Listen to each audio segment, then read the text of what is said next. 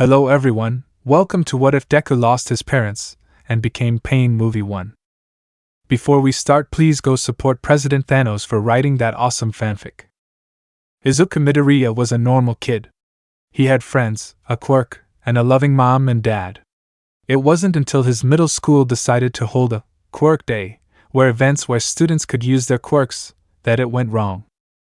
Izuku was in a competition to see who could hit a faraway target. When it happened, he hit the target and hit excited, a little too excited, and accidentally used his second most destructive power. He was quickly ostracized by everyone but his closest friends due to the damage and the fact he hurt a popular teacher. Izuku didn't mind, his friends were with him, but just a month later something worse happened.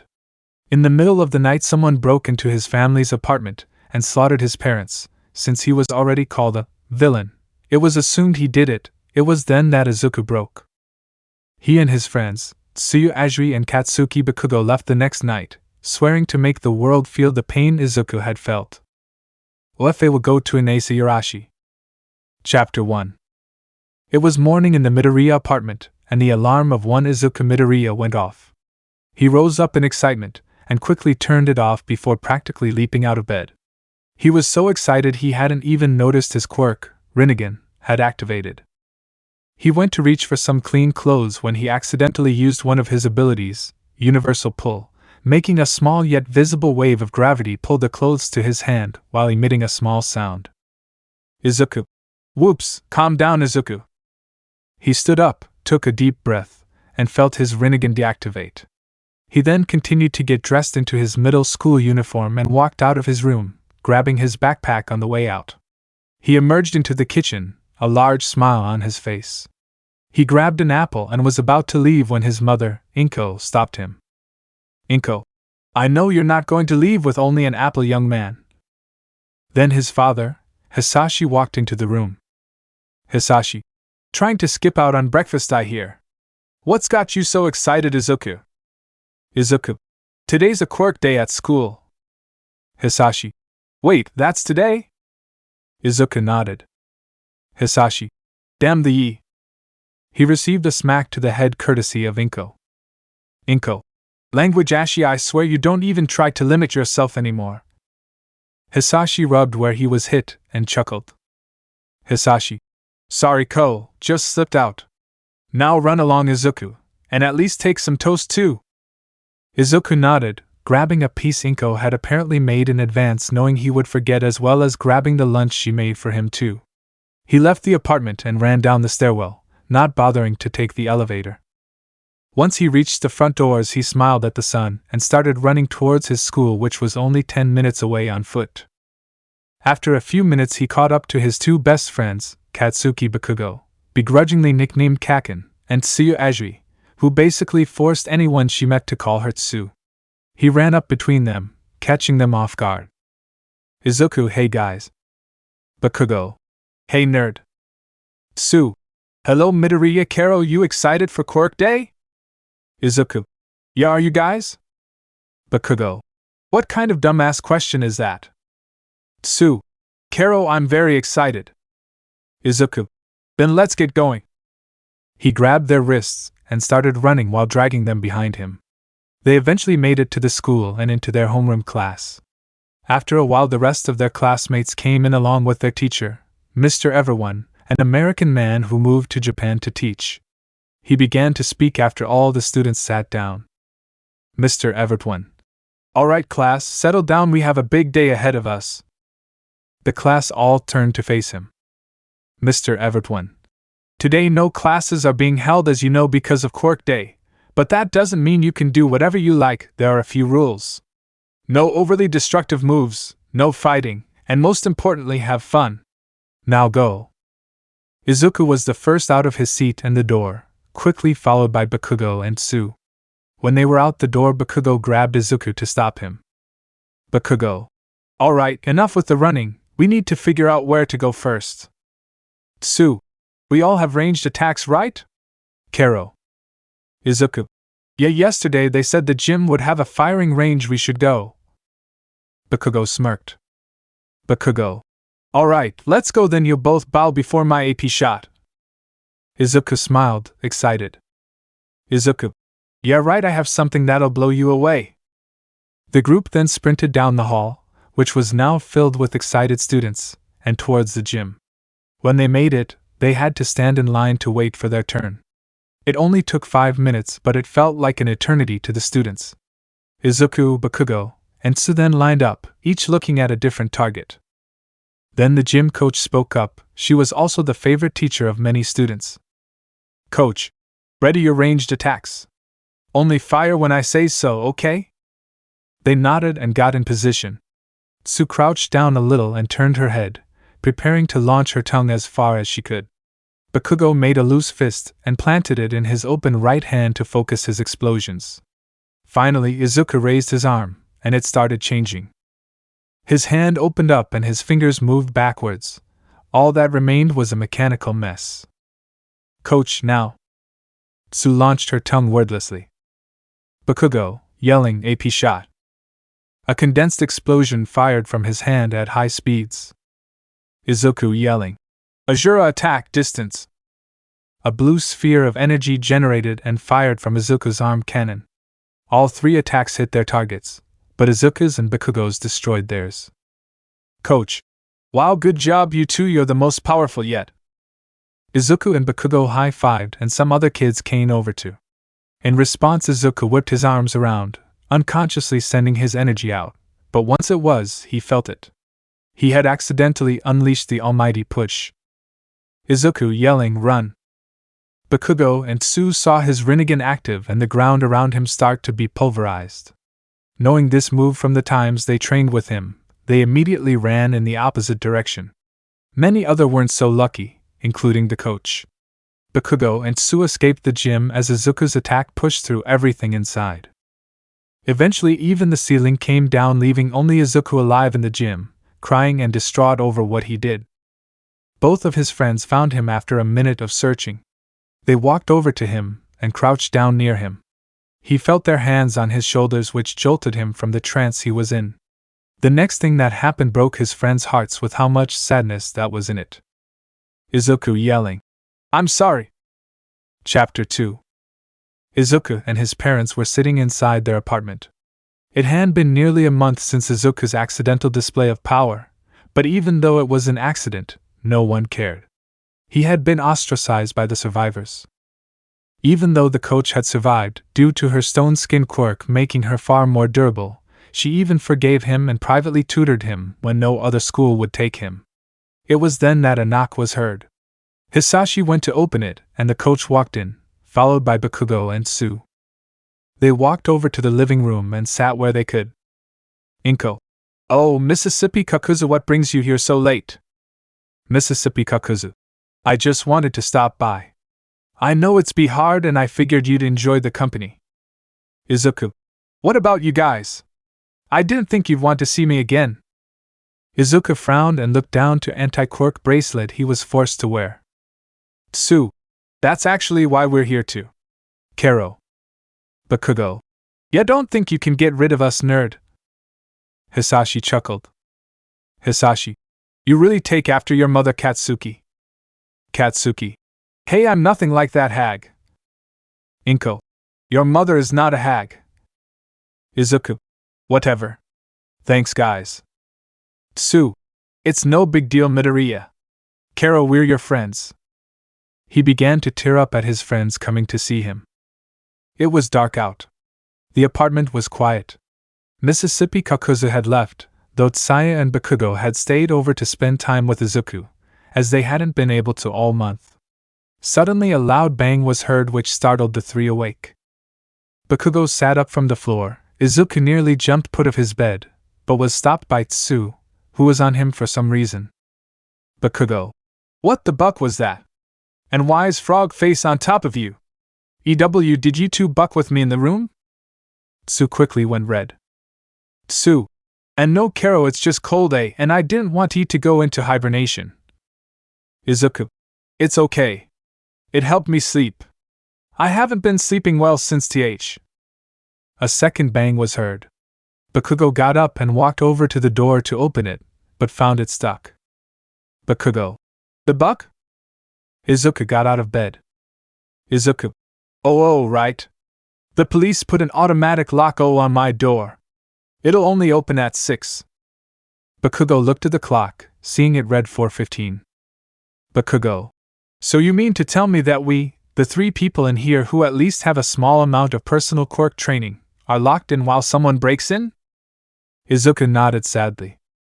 Izuku. It's to protect me from any hostility, like a break-in. But we all know it's just to lock me up at night. A third bang was heard, the immediately followed by a crash. Bakugo. We need to get out. He immediately sent an explosion at the door, but it didn't budge. Izuku. It's made to withstand my quirk, your basic explosions won't do anything to it. Bakugo. Then how? Tsu walked over. Tsu. We all know next to nothing can actually stop Midoriya's quirk. Carol, we need to get this bracelet off. Izuku. But I'll just get in more trouble. Bakugo. Doesn't matter. He grabbed the bracelet and was about to explode it when they all heard the worst sound they could have at the time, screams. 2 of them were clearly Inko and Hisashi, though they didn't recognize the third, most likely the intruder. Bakugo immediately broke the bracelet. He nodded to Izuku and backed up, not wanting to get caught in his attack. Izuku flung his hand in front of him and used as little energy as he could. His 2 friends watched as his eyes turned purple for the first time in a month. They had almost forgotten the dull glow that emanated from them. Izuku, whispering, "Almighty push." The door was then flung off of its hinges and into the hallway. Izuku then stepped out and noticed blood on the floor. He took off towards the living room where the blood led, his friends right behind him.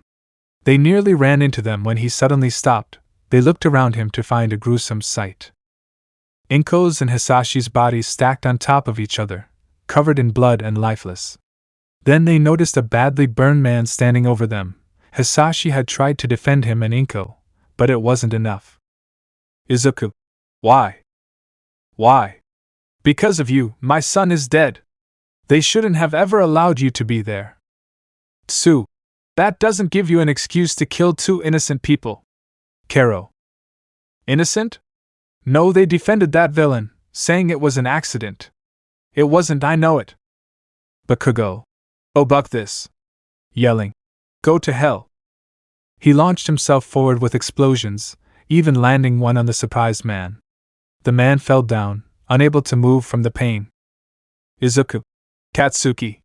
Move. It wasn't until then that both Bakugo and Tsu realized the look in his eyes had changed. While they were still purple, it was clear his gaze only felt rage now.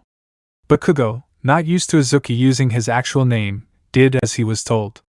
Izuku raised his arm up and pointed it at the man. Izuku. If it's a villain you want, it's a villain you'll get. Universal pull.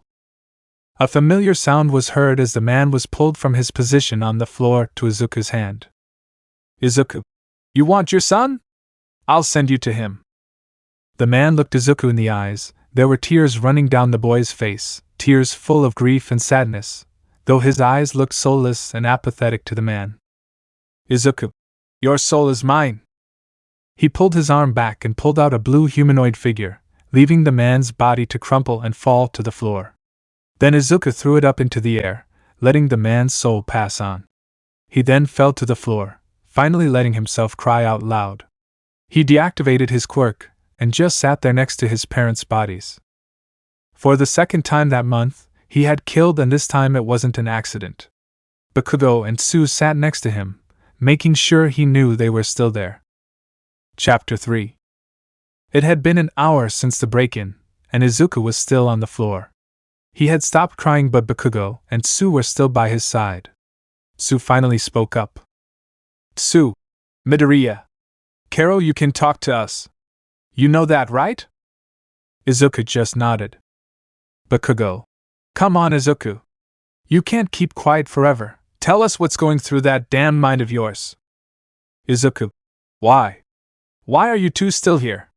I've killed, on accident and on purpose. I'm a monster, a villain. Tsu put her hand on his shoulder. Tsu. Kero, well, even monsters and villains need friends, Midoriya. Izuku. I can't be a hero after this. Not when I've killed, not when other people shun me for an accident. I'd be thrown out of UA for what I've done. Bakugo. You could always be a vigilante, you know. Izuku shook his head. Izuku. That wouldn't fix things. This society is what caused this. A society built on hate and fear. One person kills, then another does for revenge. Same for when heroes make arrests. The criminals' families often become vengeful of heroes and become villains. This society is nice and shiny on the surface, spouting about justice and peace, while preaching control and fear beneath. Only one thing unites everyone: pain. Bakugo. What are you saying? Izuku. I will show the world true pain, only then will we know true peace. And those that don't accept will be forced into compliance with fear of what pain we might force them to feel. Tsu. That's a bit far, isn't it? Izuku looked at her, Rinnegan staring into her soul. Izuku. Tsu, when you were picked on for your quirk, how did it stop? Tsu. Bakugo made fun of theirs. Kero. Izuku nodded. Izuku. They stopped because they felt what you felt, and they hated it. Bakugo. But how will you do this? Izuku. I will find a way. He stood up and began to walk towards his room, but he was stopped by Bakugo. Bakugo. Let me help you. This shocked Izuku. Izuku. Why? Bakugo. Don't tell anyone I said this, but you're my best friend. I'd help you no matter what. Even if it meant becoming a villain. Tsu walked over to them. Tsu. Me too. We can do this together. Kero. Izuku. But you guys want to be heroes. They nodded. Bakugo. You're right. But you're more important than some dream. Izuku shook his head. Izuku. No, I'm not. Tsu. Yes, you are. Kero, and we're helping whether you like it or not. So, what do we do first? Izuku sighed, knowing he wasn't getting out of this. Izuku. For now, follow your path. Go to UA, become students, but I will call on you for your assistance. This seemed to satisfy the two as they let him go. Then Bakugo spoke up again. Bakugo, hold up. Izuku stopped to look at him. Bakugo. If we're doing this, we need villain names. Izuku sighed. Izuku. Well then. What should they be? Tsu. Well, I'm really good in the water, so Kisame sounds good. Kero. Bakugo. And my explosions will put people in the dirt so fast they won't know what hit them. Deidara, for the mud I'll drag our targets through. Izuku chuckled, a sight which would soon become a rare sight. Izuku. What should mine be? TNB. Pain. Izuku thought about it for a moment before nodding. Izuku. Pain it is. Since we're doing names, how about one for our group? A good villain group isn't good if it doesn't have a name. The group all thought for a couple minutes before Izuku spoke up again. Izuku. How about Akatsuki, for the new dawn we will bring? The other two nodded. Izuku. Good. I need to go now. I'll find you when I need you. Tsu walked over and hugged him. Tsu. Good luck, Midoriya. He nodded and walked away when his friend let him go. He entered his room and started gathering his belongings. He took his many hero notes, his design notebook, a couple changes of clothes, and his wallet. He was about to leave through his window when he remembered something. He walked back out into his parents' room, finding their wallets too. Izuku. I'm sorry, but I'm sure you two wouldn't want this to go to waste. He took the cash and cards, put them in his yellow backpack, and walked back into his room. He changed into a new, non-blood covered set of clothes, pulled his hood up, and left through his window, only looking back once police cars started rushing in the direction he came from. Chapter 4. It had been almost a year since Izuku left, and he hadn't contacted either Tsu nor Bakugo since. Now they were both standing on a beach, getting ready to train. They had been slowly clearing it out, as it had been an illegal dumping ground before. They stood across from each other. Bakugo. Ready? Tsu nodded. Bakugo. Good. Now. He charged forward using his explosions, but she dodged. She wrapped her tongue around him and flipped, throwing him into the ground. Bakugo. Hee hee. Not bad. He then boosted himself back up and towards her. Bakugo. But not good enough. She tried to dodge again, but he followed her, not expecting it. She was caught. He then spun around using explosions before throwing her downwards. He landed in front of her and helped her up. They then heard clapping and turned towards it. They saw Izuku, though he looked different. His hair was longer. He walked over to them. Izuku. Hey guys. Training looks to be going good. Bakugo walked over and slapped him. Bakugo. That's what you get for disappearing for a year, nerd. Izuku rubbed his face where Bakugo slapped, then Tsu walked over. Tsu. Midoriya? Carol, what took so long? Izuku. A. I deserve that.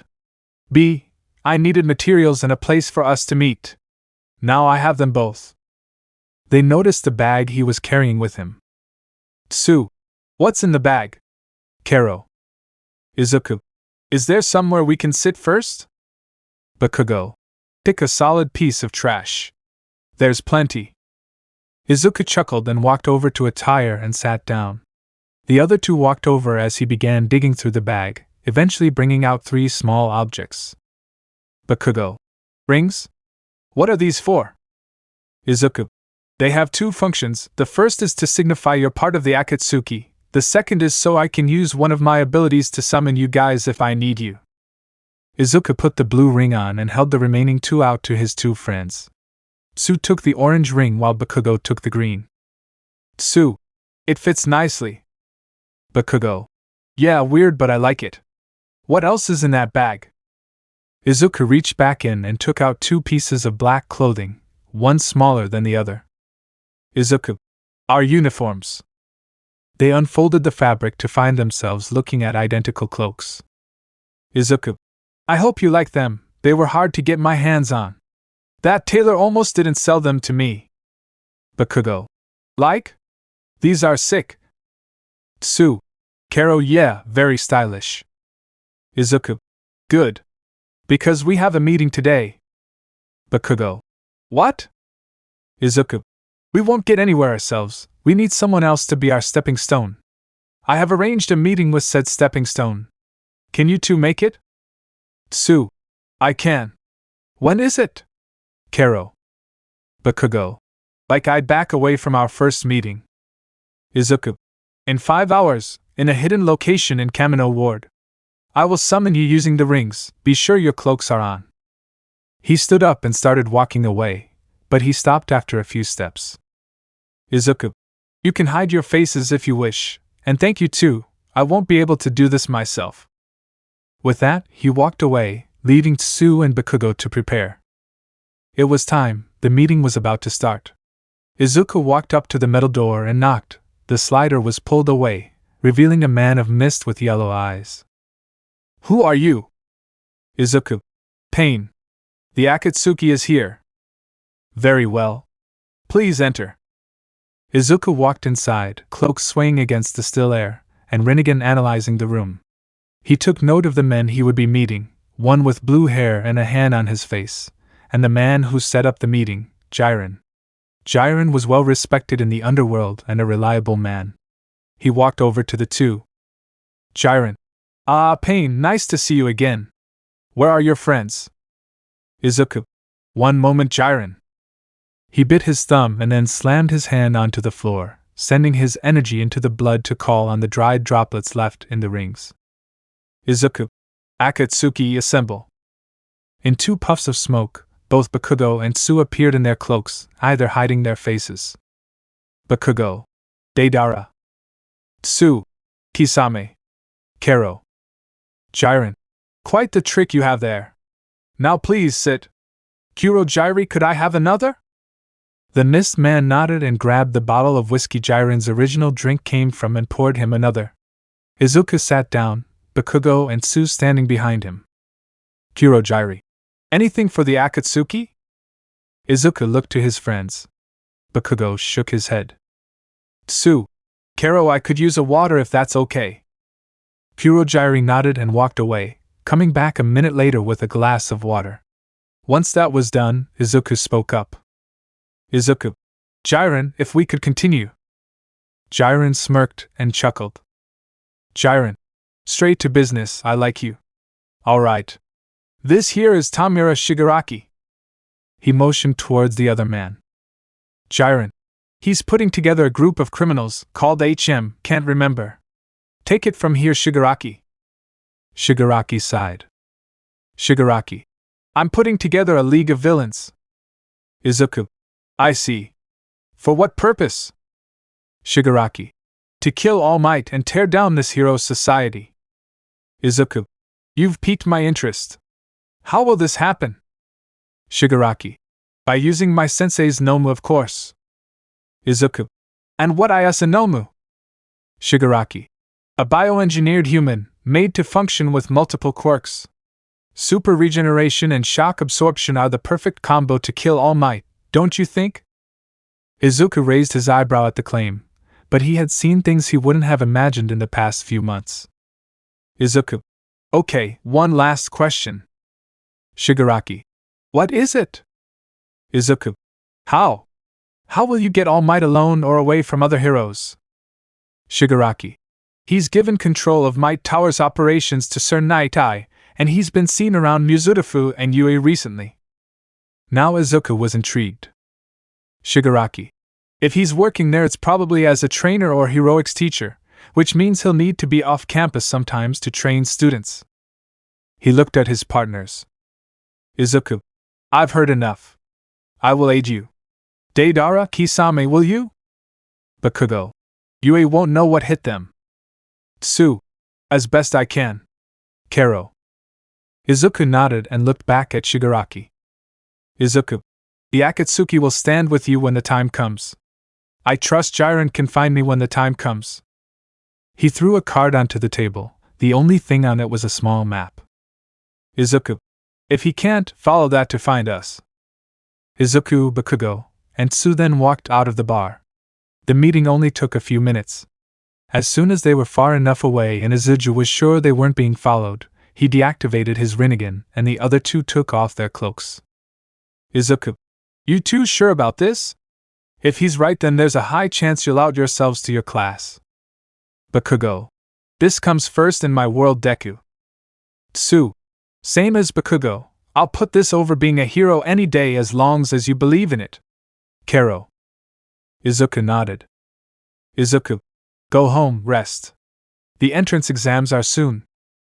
Izuku handed them two of the same kind of card he gave Shigaraki, only this time the map closer to their area and the destination was different. Izuku. Memorize this map. Practice the route if you have to. When your results come in, find me here. They nodded and Izuku disappeared once again. Chapter 5. It had been a week since the meeting between the Akatsuki and Shigaraki. Izuku was standing in an abandoned warehouse, back facing the door. He wasn't currently wearing his cloak, but his ring was on and his Rinnegan were active. Then the door opened and he heard two sets of footsteps approaching. Izuku. Your results? He turned around to see his comrades Bakugo and Tsu. Bakugo. Passed with the highest score, you shouldn't have even asked. Tsu. Kero, I passed too. I'm in class 1A. Izuku. And you, Deidara? Bakugo. Oh, we're using our code names? TCH, that's annoying. 1A as well, nerd. Izuku. Good. And I am using your chosen names because we never know when we're being surveyed. I have two more things to say. Tsu. What are they? Kero. Izuku. The first. I recommend not forming any emotional attachments to your classmates, though if you do, tell me and I will ensure their survival when us and the League attack. Along with that, Kisame, I wish for you to remain within UA, so you will not participate in any attacks until I say so. They both nodded and Izuku began talking again. Izuku. Now for the most important part of this meeting, we must increase our standing within the underworld. We are currently at the bottom, sharing the same level as the League. We have to surpass them, meaning the League cannot be our only source of jobs. Bakugo. Well, what the hell do you want us to do about it? Izuku. Jiren. Another set of footsteps could be heard as the man mentioned walked out of the shadows, lighting a cigarette. Jiren. So this is why you brought me here, Pain? Izuku nodded. Izuku. I know you have connections, and you aren't the type to settle with one client. The Akatsuki would like your services. Jiren. Well, that's gonna cost you. How much you willing to pay? Izuku. How about half the pay of the first job? Jiren chuckled and took a drag off his cigarette before blowing out the smoke. Jiren. All right. I've got the perfect job, but it won't be pretty. Izuku. Our goal isn't pretty, we can handle it. Jiren. If you say so, the job is an extermination. Tsu. What are we exterminating? Kero. Jiren. A gang. The client said that their territory was being invaded by another gang. I need you three to go there and exterminate it. You should be able to easily identify them. They all wear these camo boots, creature rejection clan emblems on their back. I'm sure Kisame there would love to see these kinda guys 6 feet under. Tsu nodded and Bakugo spoke up. Bakugo. How much is this job? Jiren. 158,576.40 yen, or 1,200 United States dollars. Putting in the fact I'm getting half, you'll have around 75,000 yen to split up between yourselves. Sound good? All three nodded. Izuku. Where is this gang? And how will we get paid? Jiren. The payment is done through me. The client pays me, then I pay you. As for their location, Fukuoka. They inhabit the east side of the city, though they have been creeping north and south for some time. You have 2 days. Meet me back here then. The man walked away, leaving the group to themselves. Izuku deactivated his Rinnegan and sat down. Tsu walked over. Tsu. Are you okay, Midoriya? Kero. Izuku nodded. Izuku. I'm fine, Tsu. Are you two ready to kill? Bakugo. I have been since we agreed to do this back at your apartment. Tsu nodded. Tsu. I have been as well. Kero. Jiren was right. I'd rather see those CRC guys dead than allowed to roam free. Izuku stood up. Izuku. Then go home and be ready for a summon. Cloaks and rings on, and I'd suggest face coverings in case things get taken outside. They nodded and walked out, heading home to prepare. Gang member. Who are you? The man stood in an open doorway, having opened it to a knock. When he opened it, he was met by a green-haired boy with purple eyes wearing a black cloak with red clouds. Izuku. Pain. This caused the man to almost burst out laughing. That was until he felt a pain in his chest. When he looked down, there was a black rod protruding from the boy's raised palm, sticking through his chest and going through his heart. Izuku then cut off the rod, making the man crumple as he died. Then he took a step inside the gang hideout, everyone now in fighting stances. Izuku. Where is your leader? GM yelling. Like we'd tell you, charge. Izuku sidestepped the first punch, tripped the man, and moved forward. He gripped the next member and pulled out her soul, sending it on its way. Then he felt the heat come from his left, most likely a quirk. Instead of turning to face it, he merely raised his hand and a small red area appeared from it, the fire that was created being absorbed into Izuku's body to replace some of his energy. Then he put out his other hand. Izuku. Almighty push. Just then, an invisible force pushed back the other gang members, and even killed a few by crushing their ribcages. He then sent individual rods through the hearts of all but one member, who he walked to and picked up by the shirt. Izuku. Your leader, where? GM. He's not in the city, he's visiting AP partner in Kamino. Izuku. Shigaraki? The man nodded. Izuku. Very well. Join your friends. He ripped out the man's soul and let it go. He then checked his phone, revealing that Bakugo and Tsu had finished with their last groups, making the leader the last remaining gang member. He summoned the two to his location. Bakugo. None of them knew a thing, but they did look great when I blew them up. Tsu. Kero, those bastards didn't have anything on my end, neither pain. Izuku. Relax. You two did good, but their leader is visiting Shigaraki. You two head home before your parents start to worry. I'll handle the leader. They nodded and walked out, taking their cloaks and masks off to avoid suspicion. Then Izuku made a call. Kurogyri. Hello, Pain. Do you require something? Izuku. Yes, I do. The Akatsuki have been hired to exterminate a more violent branch of the creature rejection clan by a rival gang, and their leader is supposed to be in a meeting at the bar. Kurogyri. Yes, he is here. Do you want him? He isn't going to be any help without his forces. Izuku. Yes, I would. Kurogyri hung up the call, and a second later a warp gate appeared and a man fell through. He looked around at his dead followers before his gaze landed on Izuku. Izuku. You are the last. Do you have any last words? GL. W. Who are you? Izuku. Pain. A black rod was then sent through the man's skull, and the Akatsuki finished their first job. Chapter 6. It had been nearly a month since the Akatsuki completed their first job, and they had completed many more in that time frame. Were they well known in the underworld? No, not by a long shot. That boost would come from whatever the League had planned, but they were gaining traction. If you were a part of the underground, you'd definitely be hearing whispers and rumors popping up, but none that really went anywhere. Izuku was fine with their current momentum. Now Izuku, Bakugo, and Tsuyu were inside one of their now many hideouts, bought using the money from their jobs. Izuku. How is your class? Are they going to be any trouble? The two shook their heads. Tsuyu. Karo, not for now, Pain.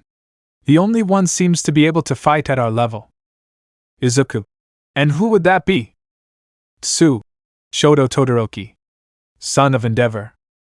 Izuku simply nodded. Izuku. Anything else? Bakugo. We will be going on a trip to someplace off campus for rescue training. Izuku. That may be where the League plans to strike. Thank you, Deidara. Bakugo nodded and smiled. Suddenly Izuku raised his arm up and pointed his palm towards a corner. Izuku. Universal pull. A yell of surprise was heard as someone was pulled into the light. It was a woman, one the three of them knew well, Ms. Kakuzu, the coach who tutored Izuku when no schools would take him. Izuku. Ah, Ms. Kakuzu. To what do we owe the pleasure of having you here? Upon a closer look, she didn't look too well. She was dirty. There were scratches all her body, and plenty of bruises too. Izuku. Kisame Deidara, go get some food and water, and a first aid kit if possible. They nodded, ran off while Izuku set the woman down on the floor. He deactivated his Rinnegan, his green eyes visible once again. Izuku. What happened to you? She looked up at him. Kakuzu. When your apartment was discovered, I was blamed for you living and getting away. When I defended you, they chased me out of my home. The police and heroes didn't even step in to help. He looked down. Izuku. I see. I apologize, but I had to leave. Kakuzu. Why? Izuku. My goal can't be achieved if I stayed. Now she stood up, Izuku following after. Kakuzu. What goal? Izuku. True peace. True understanding. Using the only thing all humans understand, Ms. Kakuzu. Kakuzu. Drop the MS, you're helping me, and besides, not like I'm teacher anymore. What do you mean the only thing all humans understand? Izuku. Exactly what I said. There's only one thing, one feeling, all humans share and understand. Kakuzu. And what is it? Izuku. You've felt it, even recently. What do you remember feeling when you were cast out, blamed for not doing the one thing they wanted you to do? What did you feel when your colleagues and neighbors hated you because of me? Ms. Kakuzu thought for a moment before speaking again. Kakuzu. I was hurt. They were my friends, and they just turned on me. Hell, it still hurts. Izuku. Exactly. Pain is what unites us. Emotional or physical, future or past, everyone understands pain. And for there to be peace, all must know true pain. She looked at him, surprised. When she looked in his eyes, the kind and hopeful boy she taught was gone, only to be replaced by what she could only call a monster, maybe even something more powerful. He then activated his quirk, rings manifesting from his pupils and growing outwards, a purple coloring appearing in between. Izuku, I will not allow anything to stand in my way. Now go, pretend you never saw me or this place. He turned around to walk away, but a hand was placed on his shoulder. Kakuzu. Wait, let me join you. Izuku. Why? Kakuzu. You're right. Pain is what links us together, but you'll need more than Bakugo and Asui to do it. A small smirk found its way onto Izuku's face. He turned back around. Izuku. Very well. However, you need a code name. She shook her head. Kakuzu. I'm not hiding. Kakuzu will be the name I use. He gave a slight nod and a grunt of acknowledgement. She was then handed 2 cards. One had a map with addresses on it. The other was a business card for an underground tailor. Izuku. The one with the addresses has all of our hideouts on it. We rotate to the next each meeting. The business card is where we get our robes. Go there, and tell him Pain sent you. Your robe will be made within a few days. She was about to turn and leave, but he said one last thing. Izuku. And train, you don't want to face anyone with no training. Don't be afraid to ask for spars from any of us. She nodded and ran out of the warehouse. Soon Bakugo and Tsu came back, only to find Izuku alone and no Ms. Kakuzu. They walked over with some fast food bags. Tsu. What happened? Kero. Bakugo. You scare her off, nerd? Izuku chuckled and shook his head. Izuku. Quite the opposite, Deidara. We have a new member. The Akatsuki has grown stronger, just in time for their first big event, the League's attack. While Ms. Kakuzu wasn't the most experienced, her stone-skin quirk would make up for any mistakes. Chapter 7. A few days had passed since Kakuzu joined the Akatsuki. Izuku entered the bar, Rinnegan activated. He spied Kurojiri, who was standing at the bar, and made his way over to the Mist Man. Izuku. I am here. Where is Shigaraki? Kurojiri. In the basement of the building with some of the more powerful members. The rest of the League has occupied the other floors. Where is the rest of your organization? Izuku. Deidara and Kisame are preoccupied right now, but they will be there. Our newest recruit, Kakuzu, is getting some last-minute training in. Kurojiri. All right. Let us go. He placed the cup he was drying down and led Izuku down to Shigaraki. As they entered, Izuku noticed a massive beast of a man next to the leader. He and Kurojiri then walked over and stood beside him. Izuku. I take it this is the Nomu? Shigaraki. Yes, this is the weapon that will kill All Might, his perfect counter. The anti-symbol of peace, if you will. Izuku nodded in acknowledgement, while doubting mere shock absorption would beat the man the beast was meant for. Izuku. Allow me to be this thing's backup. Shigaraki. Why? Izuku. While All Might is brawn, he isn't the number one solely because of it. If he figures out its only chance to win is its shock absorption, he would merely up his power output to overwhelm it. Shigaraki brought his hand, one that is actually attached to his arm, to his chin. Shigaraki. Yes, you may be right. Knowing more about a boss before fighting it is a good way to properly strategize. Thank you, Pain. Izuku simply nodded and turned his attention to the group of villains in front of them. He noticed them getting riled up. Izuku. We may want to start the assault now. Your underlings are getting rowdy. Shigaraki. Very well. Kurojiri, begin the attack. Kurojiri. Yes, Tamura Shigaraki. A purple warp gate then opened at the back of the room and the thugs all started pouring in. Then more emerged from the stairwell to continue the invasion. Soon it was just Izuku, Shigaraki, Kurojiri, and the Noma left. Izuku. Let's go. The four then walked through the warp gate. Izuku even noticed Kurojiri merging with it, abandoning his bartender attire to allow himself more freedom. Then they crossed the threshold and entered the USJ. Kirishima. Cool, they even have fake villains. The whole class turned to see what Kirishima was looking at, only to see a large, purple portal spewing out thugs. Aizawa. The eyes aren't fake, get behind me. The class, -2, reacted with genuine fear. As they did as they were told, Bakugo checked one of his pouches, making sure he brought his robe. He smirked as he saw it. Then they heard a voice. Kurogyri. Leaving so soon? When Bakugo looked up, he noticed Aizawa was already down the stairs. He also noticed Izuku down at the center, who nodded at him. Kurogyri. All Might was supposed to be here, no? There must have been a change of plans. No matter, if I kill a few of you, I'm sure he'll make an appearance.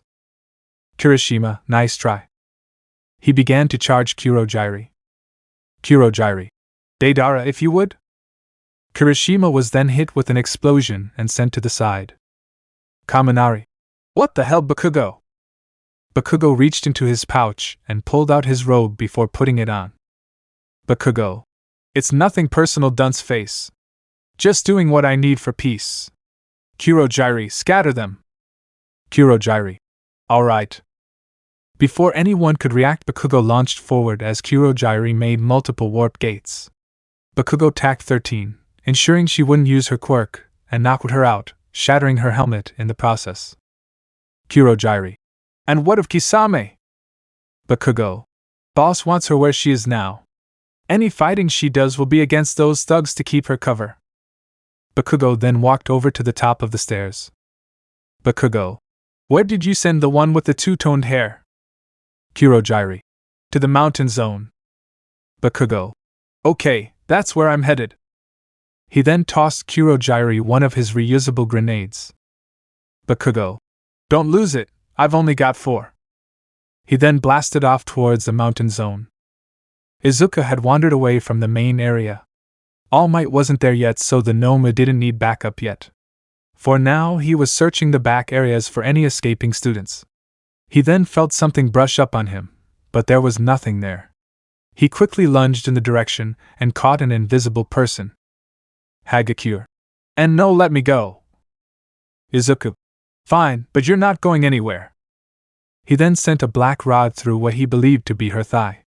He then let her go, but she fell to the ground as the rod was stopping her brain's signals to her leg muscles. Izuku. Now I can move on. He turned to leave. Hagakure. Wait a second, I recognize you. Izuku turned back to face her.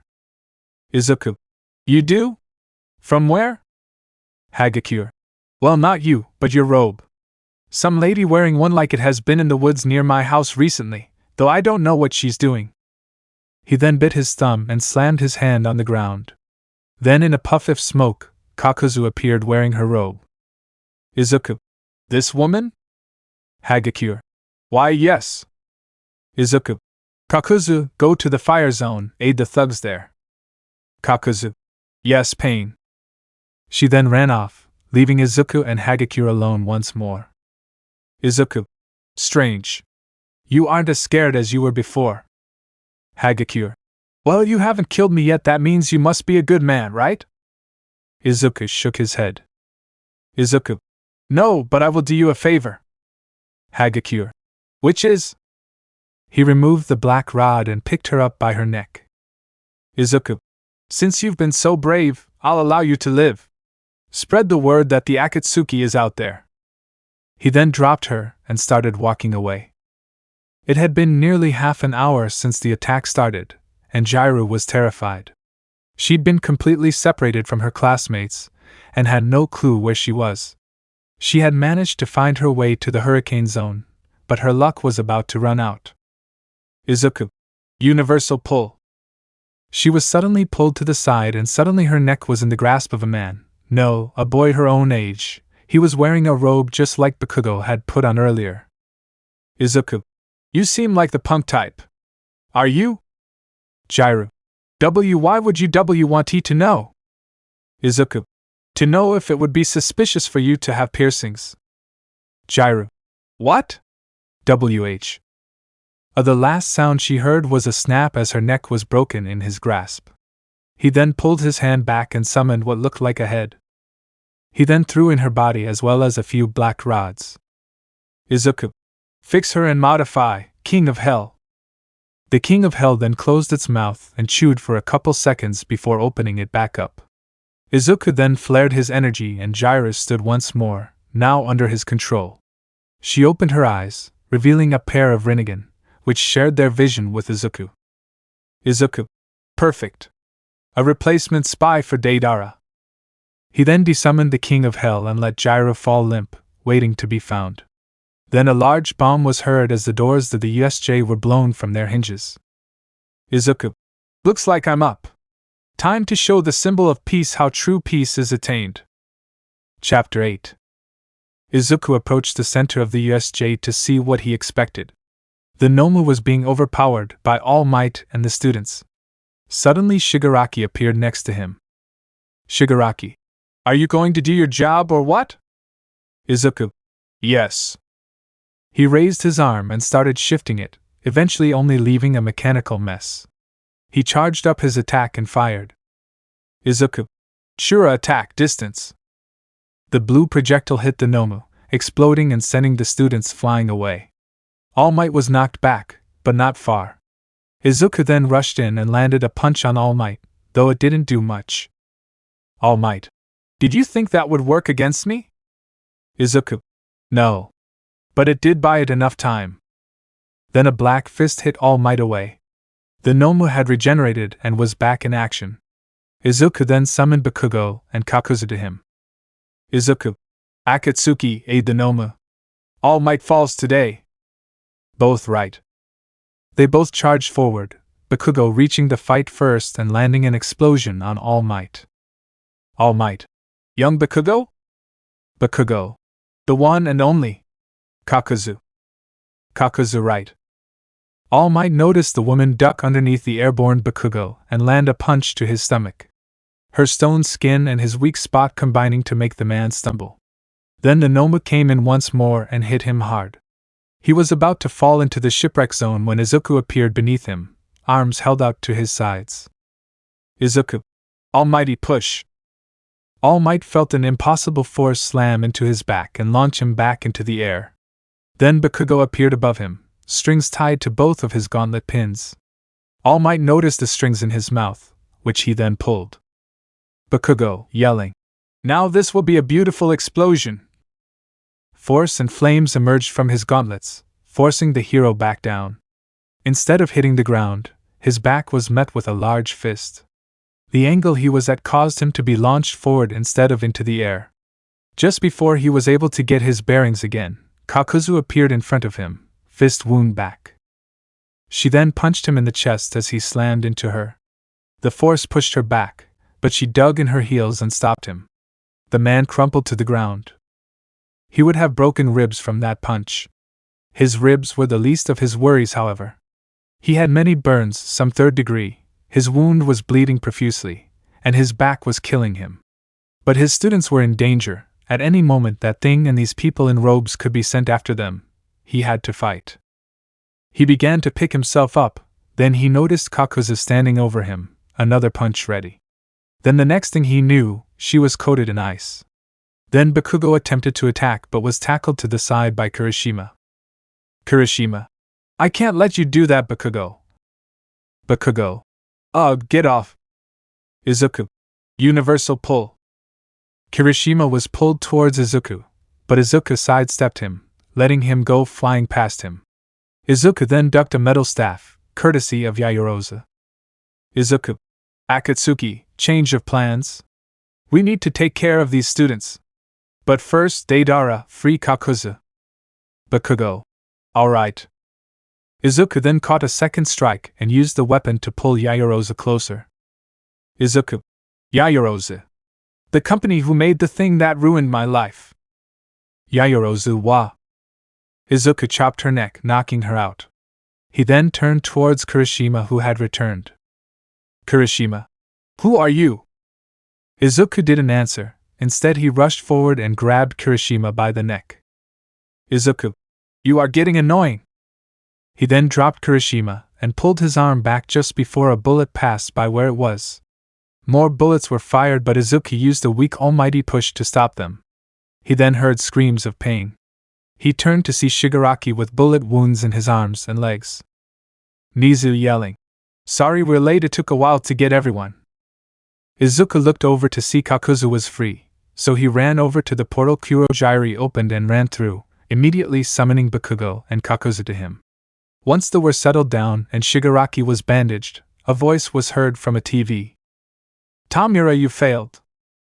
Shigaraki: "If it wasn't for those damn students I wouldn't have, and I lost all those minions as well." "Have patience, you can try again." "And you, the Akatsuki? I don't know what your end goal is, but as long as you aid Tamura, you're an ally. I wish to meet Pain in person." Izuku: "I don't even know your name." "Oh, my apologies, you may call me All for One." Chapter 9. 2 weeks after the USJ attack, Izuku walked up to what seemed like an ordinary warehouse near the center of Kamino Ward. He knew, however, that it could easily be a trap, so he preemptively activated his quirk. He then pushed open the side door he was at and walked inside. As soon as he was inside, he knew what this place really was: a Noma factory.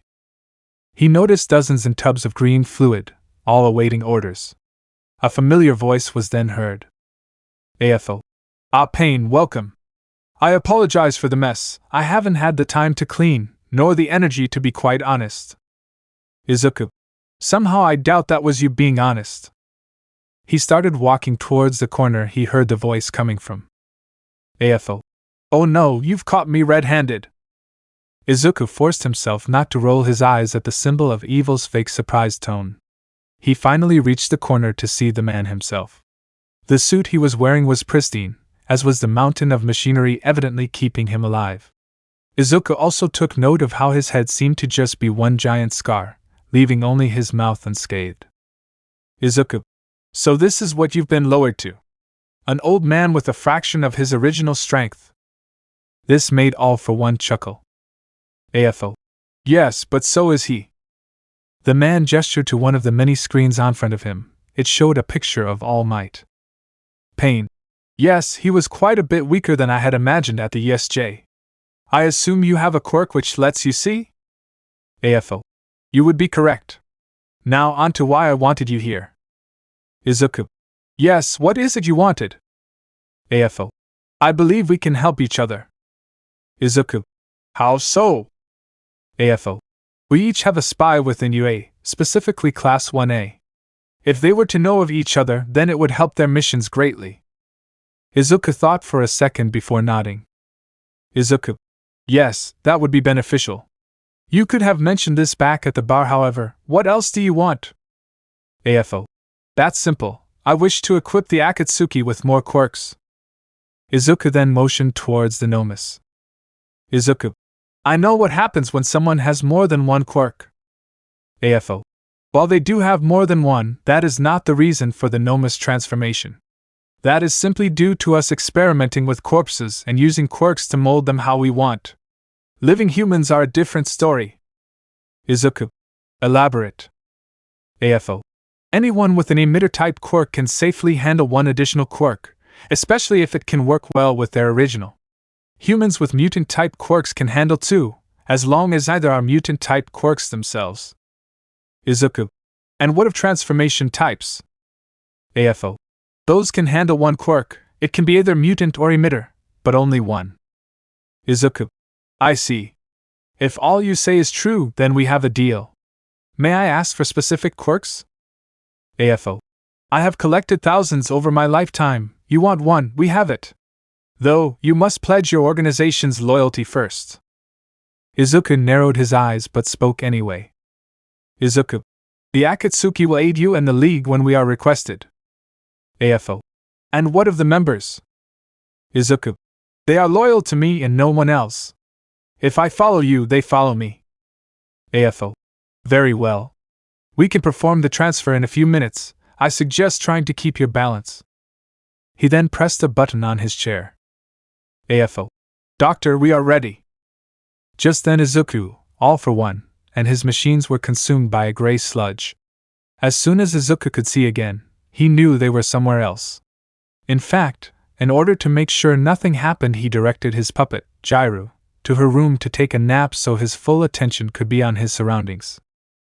He took note of the cold and still air, concluding they were deep underground. He then noticed the metal shelves around them, reaching up as far as he could see, and on them were thousands of glass containers. Izuku: "Where are we?" Izuku Midoriya, correct? Izuku whipped around to see a man. He was bald yet had a large mustache. He was on the heavier side and was wearing a doctor's coat. Izuku. Dr. Garaki? Garaki. The one and only. Like our little collection? He motioned towards the containers. Izuku. All of those are quirks? Garaki. Yes, they are. Perfectly preserved and ready for new users. Izuku. And why do I still have mine? You were my quirk doctor. With how powerful mine is, why is it still with me? Garaki. It's because your quirk is unique.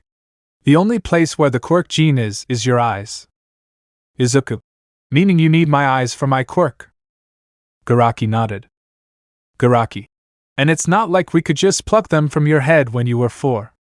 For 1, they were too small, and for 2, it's a lot harder to make the public forget about a missing child than a grown adult.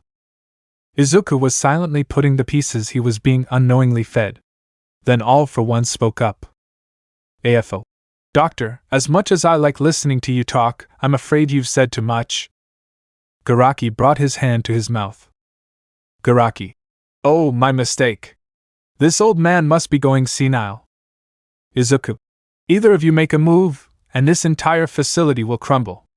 And that includes whatever we are under. AFO. You would die too. Izuku. My almighty push will protect me. AFO. That entirely depends on your reaction time. Garaki, release the Nomus. Izuku watched Garaki press a button on a remote. Then he heard screeches come from the many tunnels that led out of the chamber they were in. The 2 men warped away to allow their creations to fight the lone Akatsuki member. Chapter 10. Izuku sighed, knowing this fight wouldn't be an easy one. At least when compared to every other fight he'd been in. The screeches were becoming louder and Izuku could hear more and more joining the ear-splitting chorus. Just as the sludge from All for One and Garaki warping away faded, a gnome around Izuku's height charged out of a tunnel and towards him, just to be grabbed by the neck. Izuku. You creatures do not know pain, nor will you ever. So you shall be exterminated. Izuku sent a black rod through the gnome's brain, preventing it from regenerating and killing it. Izuku then noticed dozens more appear at the entrances of the tunnels. Izuku. Too bad the others aren't able to fight you all. I know Deidara would love this. Many charged at him, and he used an almighty push to send them flying back. This only got them away temporarily as they immediately got back up. Izuku. Nuisances. As they charged him, he ducked. He then started taking their souls, one by one. While he was killing them, it was taking a while, and they had gotten close to hitting him too. He realized something would have to change, and to do that he realized what he would have to do. Using his gravitational powers he started to float up, deflecting as many Nomus as he could. Once he was high enough he took in a deep breath and called on all the energy he could at the moment. Izuku. You monsters do not know pain and will never understand it except for your last moments. So for the sake of my perfect future, yelling, you shall know pain almighty push. He let out all the energy he had just called on to create the biggest almighty push he had ever summoned. He noticed as it pulverized the cables, metal pipes, and concrete that made up the walls. He watched the Nomus beneath him get compressed into goo, a goo even All for One's surplus of regeneration quirks couldn't heal. Then he heard the screams. Men, women, children, all from above him. He took note of the medical equipment falling around him and concluded that the facility was underneath a hospital. He was about to go and save some of the quirks when it hit him that this was most likely only a fraction of All for One and Garaki's collection. He would find them later. Just then he noticed something, a spark, just a small one, but he knew what it meant. A gnome had survived. He barely dodged its attack. This one was much faster than the others. Then a voice was heard. Pain, how do we know pain? Do I know pain? Have I felt it? Izuku turned to see the gnome staring at him. Izuku. You can talk. That is an interesting development. Gnome. Talk? Am I talking? What does that mean? What would it mean if you stopped moving? What would happen if I took out your heart? Even if this gnome could talk, it clearly wasn't intelligent. only able to follow orders and ask about things it didn't understand. It then charged at him again, this time with lightning covering its body, making it much faster. Izuku deflected it with an almighty push. Izuku. Alright then. Azura attack, close quarters. Suddenly 2 long blades emerged from his forearms. The next attack from the Nomu was met with one of his own. His blade met the Nomu's fist and cut down its arm, splitting it in 2. Using the Nomu's surprise to his advantage, Izuku grabbed it and drained it of its energy, making its lightning quirk turn off. He then ripped out its soul. He then dropped it and floated up, retracting the blades in the process. When he made it to the surface, he noticed many helicopters coming his way. He quickly grabbed some clothes off a nearby corpse before hiding. He then snuck away from the scene. Sue had just gotten home from the UA Sports Festival, and boy was she exhausted. She flopped onto the couch and turned on the TV, determined to relax for a little bit. But she wouldn't get to for long as she turned on the news. Reporter. 2 hours ago, the hospital in the city of Jaku has collapsed. As of now, no survivors have been found. No patients, no doctors, no nearby civilians. It appears there had been a sinkhole forming underneath, and a large one at that. It's a miracle the hospital didn't fall sooner. The screen then changed to show footage of the hospital just before the collapse. She watched as some debris flew upwards at first, hinting at something other than a sinkhole. It was then she knew Izuku was involved. She immediately turned off the TV and ran up to her room. She found her phone and called him, to which he picked up after a couple rings. Izuku. I take it you saw the news. Tsu. Yeah, I did. Carol, what happened? Izuku. All for one happened. My robe is in tatters too. Tsu. But are you okay? She heard a sigh from the other end. Izuku. You don't have to worry so much. But yes, I am okay. I'm going to try and track him down. Though considering I know where his favorite child is, he might just come to me. Tsu. Carol, good, and summon us when you do, okay? I have the next couple days off, so feel free to summon me whenever you need. Carol. Izuku. I will. And when we're done, I'll get him to do what he said he would. Tsu. Which is? Izuku. Make us stronger. Chapter 11. The door to the classroom opened to reveal Jairu, who then walked inside. She silently walked over to her desk and sat down. She then just sat there, waiting for Aizawa to walk in. Then her best friend, Momo Yayorozu, decided to talk to her. Yayorozu. Jairu, can I ask you something? Jairu. Go ahead, Yayorozu. Yayorozu. Okay. Why did you get those piercings? You've had them for a while but never said anything. Jairu. I got them because I wanted to, that's all. Anything else? Yayorozu. Yes, your eyes. How come they're all purple now? No one could see it, but Hagakure whipped her head around. Jairu. They are colored contacts, nothing more. Yayorozu. I don't mean to be rude, but you're a lot colder than usual. Jairu. Guess the USJ messed with me more than I thought. Then Hagakure walked over. Hagakure. Hey Jairu, I just wanted to ask, what are your piercings made out of, plastic or metal? Jairu stayed silent for a moment before answering. Jairu. Metal. And Hagakure, I need your help with something after school. Hagakure. Sure, can it be done at my place? Jairu. Sure. Hagakure. Alright, can't wait. Hagakure went back to her desk but couldn't help but continue having suspicions on Jairu's motives. Aizawa then walked inside and started talking about scouting and hero names. Hagakure opened the door to her room and allowed Jairu to enter. As Jairu was looking around the room, the invisible girl closed the door. The sound of a lock clicking into place was heard. Jairu. So, you figured it out. Hagakure. It's hard to forget those eyes and those black poles. Jairu. Oh well. Not like that will matter anyway. Do you have any questions before this starts? Hagakure. Is she dead, or are you just controlling her body while she's alive? Jairu. She perished in the USJ. Hagakure. Who did it? Jairu. Me. I broke her neck myself. This angered Hagakure. Hagakure yelling, "How dare you!" She charged forward and went to punch the controlled corpse, but the movement of her clothes telegraphed her attempt. Her hand was caught. "Jairu, do not be afraid, this will not last long." Then a puff of smoke appeared and the two disappeared. Izuku slammed his hand on the ground as he summoned the Akatsuki. 4 puffs of smoke appeared around him. His 3 comrades walked put of their smoke puffs with their cloaks on, and the 4th puff dissipated to reveal his puppet holding the wrist of the invisible girl. Bakugo, "What's going on? Frog Legs told me to put this on. Do we have a mission?" Izuku, "I do have a task for you, Deidara, but that will be taken care of later." Hagakure, "Frog Legs? That's what you called Tsu." Her eyes then drifted over to the frog girl who was just standing there, not doing anything. Hagakure yelling, "Tsu, what is this all about? Please tell me this is just a sick joke." "Tsu, it's not. Kero, I am part of the Akatsuki." She then turned to Izuku.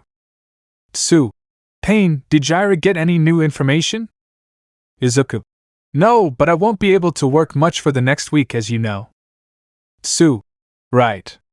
Kero, who is she going with?" Izuku, "Kakuzu." The woman turned to him. "Kakuzu? Yes?" Izuku, "Have you found anything in Hosu?" Kakuzu, "I've spotted Shigaraki multiple times walking the streets." Izuku, "Manual it is." Hagakure, I'm still here." Izuku, "Oh yes. I nearly forgot." Jaira then let go of her arm. Izuku, "You may go. This new information has made you unnecessary." Hagakure, "But I know so much now. Why let me leave?" Izuku, "Because we now know where you live, where your room specifically is. You leak anything and both you and your family are done for. Now go." Hagakure, scared and confused, sprinted out of the warehouse. Izuku then released his control over Jairu, which caused her to fall to the floor. Bakugo, "Was it really smart to have her leave?" Izuku, "It doesn't matter, she wouldn't dare. Even if my threat doesn't work, she saw us almost kill All Might." He deactivated his Rinnegan. Izuku, "Tsu, Mississippi Kakuzu, you two can go, I need to talk to Kaken." The two nodded and walked out. Bakugo, "What is it?" Izuku, "I need you to do something extremely dangerous." Bakugo, "Which is?" Izuku, "I need you to go back to Jakku and find a way down into their tunnels. You must find as many of their stored quirks as possible and bring them back to us. I also need you to bring back pieces of any machinery you can, or at least scan them." Bakugo, "Why?" Izuku, "All for One won't help us, so we need to take what's his and make ourselves stronger. Can you do this?" Bakugo nodded. Bakugo, "I'll be back before you know it." He then walked out of the warehouse. The Tsu walked back in and over to Izuku. "Tsu, are you okay?" Kero. Izuku, "Yeah. Are you? I know you've said time and time again that you're okay with this, but this will make it impossible for you to become a pro-hero." The two then sat down, and she placed her hand on his shoulder. "Tsu, if being a pro-hero means supporting the society that took my friend's parents and any chances at a normal life, then I'd always give up my dream to change it for the better." Kero. Izuku, "Really?" Tsu, "Yes, of course. I will never leave your side on this journey of yours." He leaned over and placed his head on her shoulder. Izuku, "Thank you." Tsu, "There's no need to thank me, Midoriya." She looked down to see him asleep on her shoulder. If her face could smile, she would have the biggest smile she'd ever had. She decided to stay there, he surely needed the rest. Chapter 12. Izuku stood atop a building in Hosu, cloak on and Rinnegan activated. He was scanning the rooftops. Surely Shigaraki would want to witness his own attack himself. As Izuku overlooked the carnage that was being brought upon the city of Hosu, a Nomu attempted to attack him, though it was unsuccessful. Izuku merely stuck a black rod through its brain before it even got close. Izuku, "Those high-ends were much faster than these Shigaraki." He heard clapping from behind him, the man he spoke to appearing from around a corner. Shigaraki. Well done, I didn't think you'd be able to sense me. He was then grabbed by the throat. Izuku. You will tell me where All for One is. Shigaraki. And no, you can't make me. Izuku then forced him to his knees. Izuku. Then I'll pull his location from your brain myself. Shigaraki then went to touch Izuku's face with his hand, only for someone else to stop him. Izuku. Deidara, have you completed your mission? Bakugo. Yeah, it wasn't easy, especially with the Nomus down there. None of them seemed all that intelligent though. Izuku. So you didn't fight any high-ends? Good, you may have died if you fought them. Now then, back to what I was doing. Izuku placed his hand on Shigaraki's head and grabbed his soul, though he didn't rip it out. Izuku then pushed his energy into the soul, giving him access to Shigaraki's memories. After about a minute, Izuku put Shigaraki's soul back in control of his body. Izuku spoke to him in his last seconds of consciousness. Izuku. You fought to protect information you don't even know. I can respect you for that. But know the next time All for One and I cross paths, you will no longer have a master to serve. With that, both Izuku and Bakugo walked away, quickly taking off their cloaks to blend in with the terrified crowds. It had been a few days since the Hosu incident, and the Akatsuki had assembled in one of their many hideouts, this one being close to Yue. Within this hideout, a machine had just finished being built. Kakuzu tightened the last bolt and stood up. She wiped the sweat from her forehead and walked over to where the others were. Kakuzu. So, do you two feel like filling us in on just what this thing is? Izuku. Yes. This is what All for One and Dr. Garaki used to implant new quirks into Nomus. It is able to replicate the usage of the All for One quirk to remove and implant quirks. Tsu. Then why do we have it? Kero. Izuku. Because we need to get stronger fast. Me and Bakugo have already gone through many of the research files Garaki had. Living humans are in fact capable of going through this process. There are limits, however. Kakuzu. What are they? Bakugo. Basically, if we don't want to end up brain dead dumbass, we need to limit ourselves. Since I have an emitter quirk, I can only handle one more. Izuku. Tsu can handle 2 more quirks, though they cannot be mutant types. Kakuzu. What about me? Izuku. As a transformation type, you can handle either a mutant type or an emitter type, but it can only be one or the other. Now follow me. Izuku walked over to something covered by a large white sheet. He then pulled it off, revealing around 100 glass containers, each holding a quirk. Izuku. These are the quirks Deidara was able to retrieve from the remains of the underground facilities around Jakku. They've been organized by type, so please feel free to pick. Be sure to stick to your limit. Izuku then stepped off to the side to allow the others to pick. After a few minutes, they each walked over with 1 canister except for Tsu, who had chosen 2. Tsu. Why didn't you pick 1 Midoriya? Kero. Izuku. Due to how my quirk behaves, I don't know how even 1 extra will affect me. The quirk genes are only in Mu eyes, which would suggest a mutant type, but I can turn them on and off, suggesting a transformation type. Tsu just nodded. Izuku. Now please do show me what you've chosen. Bakugo. I've had this picked out since I found it. Earth Golem. Apparently I can make dirt puppets from my skin and control them. Sound pretty badass, right? Izuku. It sounds great. Tsu?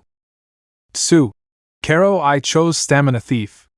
According to the file Bakugo found of it, I can steal the stamina of whoever I come into contact with. That and another called Thick Scale. Kero, I'm able to grow tough and thick scales wherever I want. I figured if I combined both on my tongue, I could steal stamina while using the scales to rip into my targets. Kakuzu then stepped up. Kakuzu. This is called Elemental Fear. It allows whoever has it to unleash powerful elemental attacks. Izuku. These all seem to be good matchups for you all. Now, just to make sure, are you all okay with getting hooked up to this machine? They all nodded. Kakuzu then spoke up again. Kakuzu. Let me go first. I'm the most likely to survive the process. Izuku. Very well, let's begin. He and Kakuzu walked over to the large machine. Izuku took the quirk canister from her and placed it in a slot where it was then locked in place. He then took what looked to be 2 4-drip needles and put them in her arms. After that he attached different wires to her body. Izuku. Ready? Kakuzu. As I'll ever be. Hit it. Izuku nodded and turned the machine on. The canister quickly emptied, pushing all of the liquid into her veins. Then the machine began to send shocks to different parts of her body. To Tsuyu it looked like it was torturing her, but Bakugo and Izuku knew what was happening. The machine was forcing her body to react and her heart rate to go up, forcing the canister liquid to circulate faster and making her body process it much faster. 15 minutes later, and the machine stopped. Kakuzu pulled the wires off and the needles out. She then thrusted her hand out, and a torrent of flames shot from her hand. It had worked. Izuku. Which one of you are next? The Akatsuki had just gotten stronger, but would they be strong enough to fight off what was to come next? Only time will tell. Chapter 13. Tsuyu and a few of her classmates were standing inside an observation room. In the control chair was Recovery Girl, as she would have her work cut out for her today. Speaking of today, it's Class 1A's practical portion of the final exam. Tsuyu couldn't see it, but she could feel Hagakure's gaze on her. The invisible girl's hand then found its way to her shoulder. Hagakure. Tsuyu. Can we talk? In private? Tsuyu. It won't be anything too controversial, right? Kero. Even though she had said it with her normal tone of voice, Hagakure could hear the threatening implications. Hagakure. No. I just want you to explain something to me. Tsuyu sighed. Tsuyu. Okay. Let's go. Uraraka. Oh wow, Todoroki and Yayorozu beat Mr. Aizawa. The two glanced at the screen to see that their classmates had beaten their teacher. They then exited the room and walked down the hall until they turned the corner. Tsuyu. What is it? Kero. Hagakure. I just want to know why. Why are you doing this? Why are you with them? Are they threatening you or something? Tsuyu shook her head. Tsuyu. I'm doing this to help my friend bring true peace. Hagakure. What true peace? Tsuyu. True peace through the only thing everyone understands, Hagakure. Kero pain. Hagakure. And your boss, isn't he that villain kid, Izuku Midoriya, or something along those lines? Suddenly a tongue covered in thick, sharp scales smashed into the wall before retracting into Tsuyu's mouth. Tsuyu. Do not mock his name like he became a villain by choice.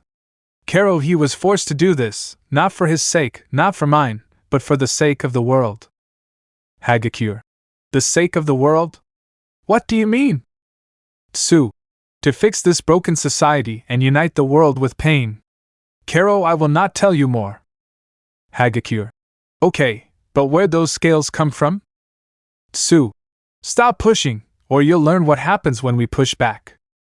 Tsuyu turned and walked away, not towards the observation room, but to the exit. She hadn't made it far when she had received a text. Izuku, Hagakure must have talked cause the staff know. Jiraiya just got caught. I want you to try and get caught by Eraserhead. Tsuyu then heard a noise behind her. She turned to see the class standing at the door she had just walked out of. Uraraka. Tsuyu? Is what Hagakure said true? Are you a villain? Tsuyu looked into the eyes of her friend, seeing the look of betrayal in her eyes. Tsuyu. Yes, I am Achiko. Kero and I wish to surrender. Uraraka. How long? How long have you been a villain? Tsuyu. Before we started UA. Uraraka. But that would mean you were fighting your allies at the USJ. Tsuyu nodded. Tsuyu. Pain wanted me to remain a student in order to be a spy. Just then the man she had been waiting for arrived, Aizawa. Tsuyu. Before you take me in, I would like to leave you all with one last thing. The League has a spy too. Kero. Aizawa. That's enough, come with me. Tsuyu then saw he is holding the limp body of Jiraiya as well. Now having a plan, she walked over to him and grabbed his arm. She then bent down and talked into the corpse puppet's ear. Tsuyu. You can summon us now. Hagakure yelling. Let go of TH. The three disappeared in a puff of smoke. Hagakure. Kaminari. Where did they go? Hagakure. I don't know. Aizawa quickly dropped Jairu and shook off Tsu before jumping back, though it was already too late. They were no longer anywhere he knew. He pulled up his goggles and gripped one end of his capture tool. Izuku. Eraserhead, that is enough. We do not wish to fight you, even if you could fight us. Aizawa. What do you mean by that? However, Aizawa already knew what he meant. He was only in physical contact with Tsu for a few seconds, but his stamina was already greatly drained. Izuku. You must be wondering why Kisame was able to drain you so much. That's a secret for another time, however. Aizawa was finally able to pinpoint where the voice was coming from and turned to face it. When he did, he came face to face with all of the Akatsuki, Tsu and Jairu included. Aizawa. What do you want? Izuku. To talk. We're not just destruction after all. If it makes you feel any safer, I can have the others leave. They do have their own assignments after all. Aizawa. No. They stay. Izuku. Fair enough. Now please take off your goggles. Aizawa took a few seconds to analyze his situation before taking them off. Izuku. Good. Now do you have any questions before we give you our proposition? Aizawa. Why are you doing what you do? Izuku. That's simple really. Fix this broken society and unite all of humanity through pain. Aizawa. Why? Izuku. That question will be answered depending on how you react to our proposition. Aizawa. Fine. Izuku. Join us. Aizawa. No. You're a group of villains. You kill and destroy, you even use the corpse of a student as your puppet. Izuku. You see that as absolute evil, I see it as a necessary evil. Aizawa. Why go through all of this just to fix society? Izuku. Because it's this society that took my parents from me. It was this society that locked my room after an accidental use of my quirk. It was that lock that stopped me from saving them. On the surface there is peace and prosperity, but just beneath that is a system made and run with fear and hate. Aizawa. That doesn't justify your actions. You could have just spoken out. Izuku.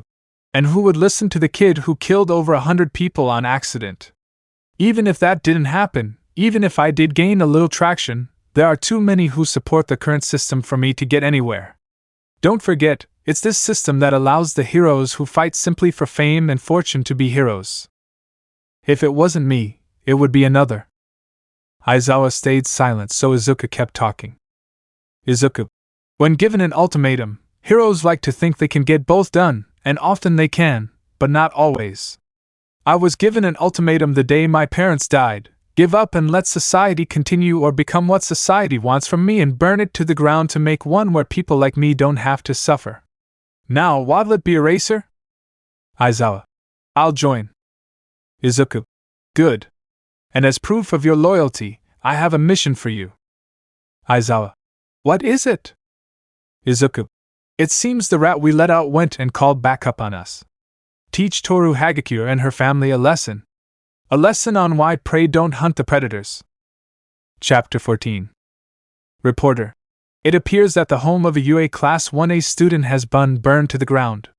Witnesses state that they noticed a man in a mask wearing a black cloak with red clouds run from the building just moments before the fire became visible. No one was in the house when the fire started.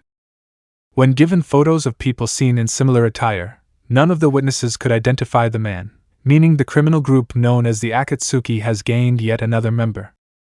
The television was then turned off as Nizu turned to his staff. Nizu. As you can see, the Akatsuki is growing stronger and may even be a bigger problem than the League. Aizawa.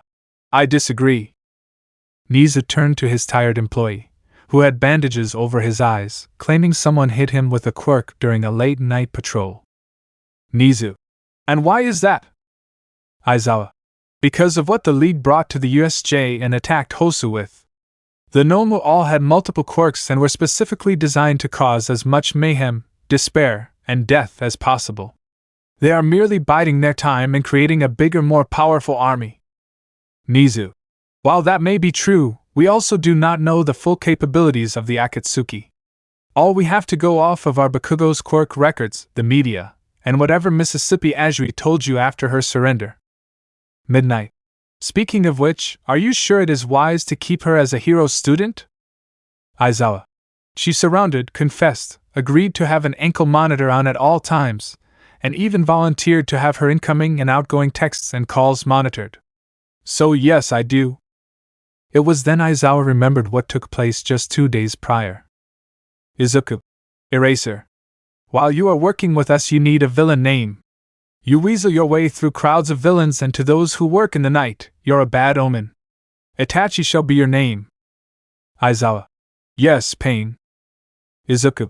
Now you and Kisame shall be partners. You will take her to a police station to turn her in. From there, you two will figure out how to get her back into the hero course. Aizawa looked at him, confused. Aizawa. How? She's a known criminal now. It was then Izuku pulled out 2 containers, one filled with a red liquid, the other a black liquid. Izuku. Your new quirks. Aizawa felt the dull ache in his eyes. He had used one of the new quirks too early, and now had to wear a bandage over his eyes to protect them. The good thing was that as soon as the pain was fully gone, his body would be used to the quirks, so it wouldn't happen again. Aizawa. It would also be beneficial to allow her to train using the quirks stolen from All for One's underground facility. All Might. Right, those. In truth, I haven't been able to locate any others, not even while teaming up with the best trackers and investigators.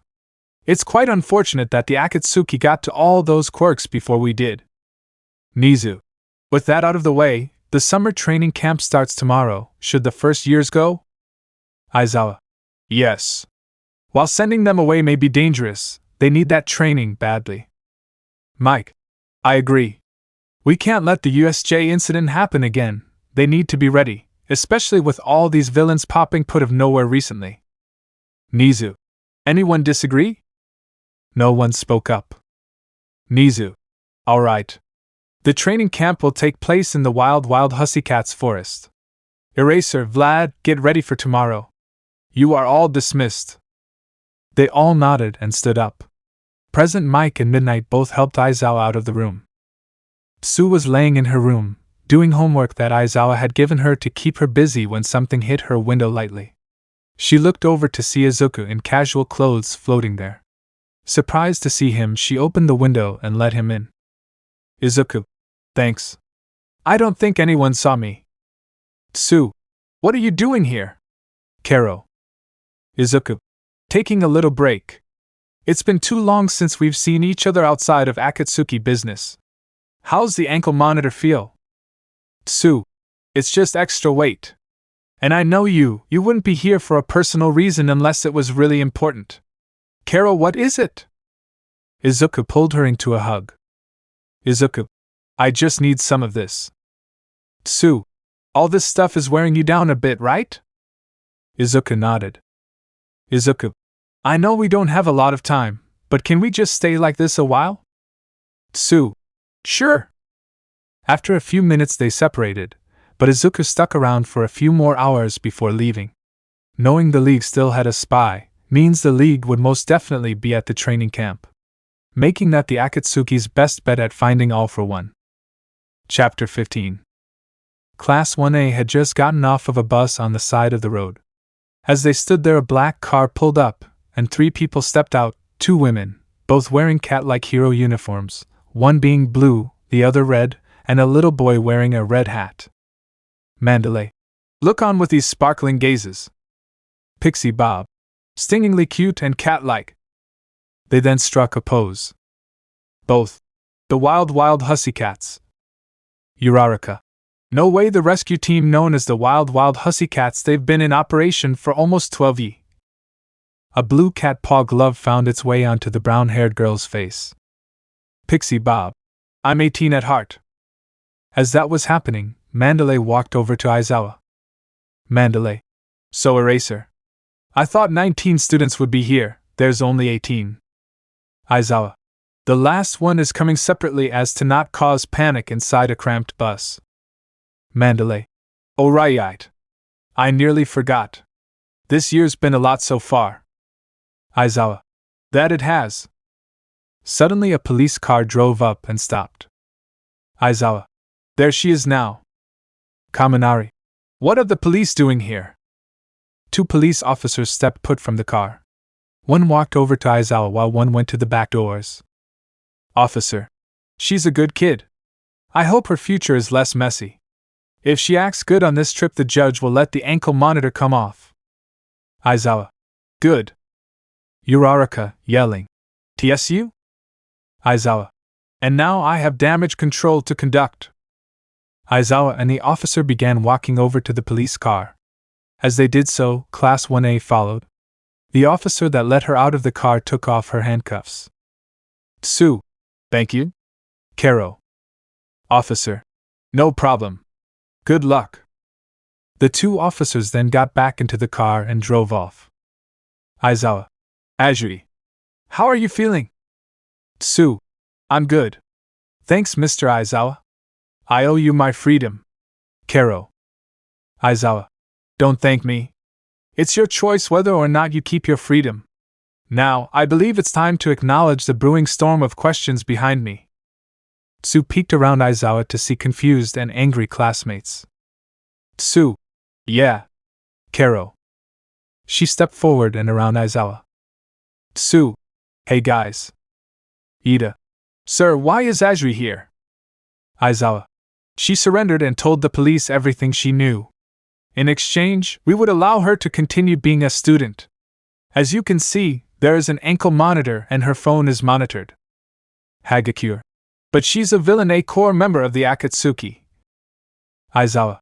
And she has renounced them. We at UA believe in giving second chances and observing redemption. If she can go this full camp without harming anyone outside of training, we will consider her redemption underway. Ashido. So she's not a villain? Aizawa. Not anymore. And her first test will be with you all. Mandalay, let's get going. Mandalay. Right. Now class, if you look way out that way, you might be able to see the camp. She pointed out to the distance over a large forest. Mandalay. That and everywhere you can see is our property, which means you can use your quirks freely. It takes us around 2 hours to get to the camp. Pixie Bob. Better hurry or else no lunch for you. Zero. Wait, what? Kirishima. Everyone back on the bus. As they turned, Pixie Bob appeared between them and the bus. Pixie Bob, too slow. She slammed her hands on the ground and the dirt through the class down the cliff and into the forest alone. Mandalay yelling. I'll say this again, try to get back in 2 hours. Pixie Bob yelling. Have fun in the beast's forest. Kaminari. BBB beasts? What does that mean? As the ball-haired boy became terrified, a giant mud monster appeared behind him. Before it could strike, a scale-covered tongue slammed into its head, making it collapse and fall apart. Tsu. Looks like we aren't alone. Kero. Kirishima. Whoa, how'd you do that? Tsu. All I can say is I have more quirks. Todoroki. Like me? Tsu shook her head. Tsu. You have one quirk, Todoroki. Kero, yours just has 2 effects. I've been given more than just my original frog quirk. That's the limit of what I'm allowed to tell you. Ida. Let's move, people. If you have questions for Asui, they shall not be about her time in the Akatsuki until we reach the camp. Sato. He's right. Yayorozu, can you make some sugar for me? She black-haired girl nodded before creating a small jar of sugar and handing it to the fat-lipped boy. Sato. Thanks. Yayorozu. It was no problem. The class started their trek towards the camp. It was dark. The class had taken the rest of the day to get to camp. They got there, they ate dinner, relaxed in the hot springs, and then went to bed. Now, Tsu was about to climb into bed when a knock was heard at her door. She walked over and answered it, finding Uraraka on the other side. Tsu. Yon Achiko? It's almost curfew. Kero. Uraraka. I know. But this has been bothering me since you were revealed. Was our friendship fake, Tsu? Tsu, come in. Kero, the doorway isn't the place for this. She let Uraraka inside before closing the door. Uraraka sat on the bed and Tsu sat next to her. Tsu, Achiko, our friendship wasn't fake. Isn't fake.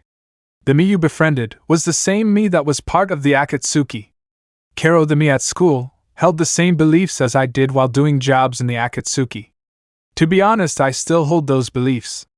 But our actions led to the deaths of innocent people. I couldn't stand that. I'll change the system from the inside. Uraraka. So you didn't change? Tsu shook her head. Tsu, I didn't. I've always wanted to be a hero. I've always been the same. It's just that I realized the Akatsuki were on the wrong side. Kero. Uraraka smiled and hugged Tsu. Uraraka. Thank you, Tsu. I needed to hear this. Tsu. It's okay, Achiko. Now you should go, we need to be awake early. Uraraka let her go and nodded. Uraraka. Right. She left the room and Tsu stood at the door, watching her leave. Aizawa. Nice acting. Tsu. Most of it was. Kero, but I wasn't lying when I said our friendship wasn't fake. She means a lot to me. Aizawa. Got it. I'll tell Pain she is to be protected. Tsu. Thank you, Itachi. Aizawa let out a small smirk. Aizawa. It's no problem, partner. Chapter 16. Izuku stood high in a tree overlooking the camp. It had been a couple days since both Hero Course classes had arrived, and he decided to check in as there was no cell service in the area. The classes cooked what smelled to be half-decent curry. Then a man appeared next to Izuku. Izuku. Itachi. What is it? Aizawa. The girl with brown hair and a round face, see her? Izuku scanned the large group of students until his eyes found Uraraka. Izuku. Yes. Aizawa. She is friends with Kisame. Kisame wishes that she doesn't get hurt. Izuku. Very well. And what of your eyes? Aizawa. Good as new. Izuku. Good. Now remember, using your quirks won't result in permanent damage, but seeing as we shoved 2 more eye-based quirks into you, chances are relatively high that you might have short-term side effects. Aizawa. Noted. Where are Deidara and Kakuzu? Izuku. Awaiting being summoned. Aizawa. You think the League will strike tonight? Izuku. Yes, this is the perfect opportunity for some real damage. They won't be able to resist. Aizawa. Okay. I need to get back to the students. Izuku. Go then. Aizawa then climbed back down the tree. As he did so, Izuku noticed a kid in a red hat walk off by himself, seemingly angry at something. He also noticed Kirishima follow the kid with a tray of food. Deciding it would be a decent distraction, he followed the two from the trees. He listened as Kirishima tried to give the kid a pep talk about how noble the kid's parents were, which from what he heard he couldn't deny. Giving their lives in an attempt to stop an unsympathetic villain was noble, but Izuku could tell that wasn't what the boy needed to hear. Kirishima walked away and Izuku stepped out of his hiding spot. Izuku. Pesky heroes, am I right? The boy turned to look at him. Yeah. Who are you? Izuku. Now that is a good question. Why? Izuku. Why don't you tell me your name? Mine is Izuku. Koda. Wait, you said your name, so how was my question a good one? Izuku. Because my name is simple, but who I am isn't. From what I hear, I'm a lot like you. Koda scoffed. Koda. Yeah, right. Izuku. A young man who lost his parents due to quirks and the current system? Koda looked at him surprised. Koda. What? It happened to you too? Izuku nodded. Izuku. Yep.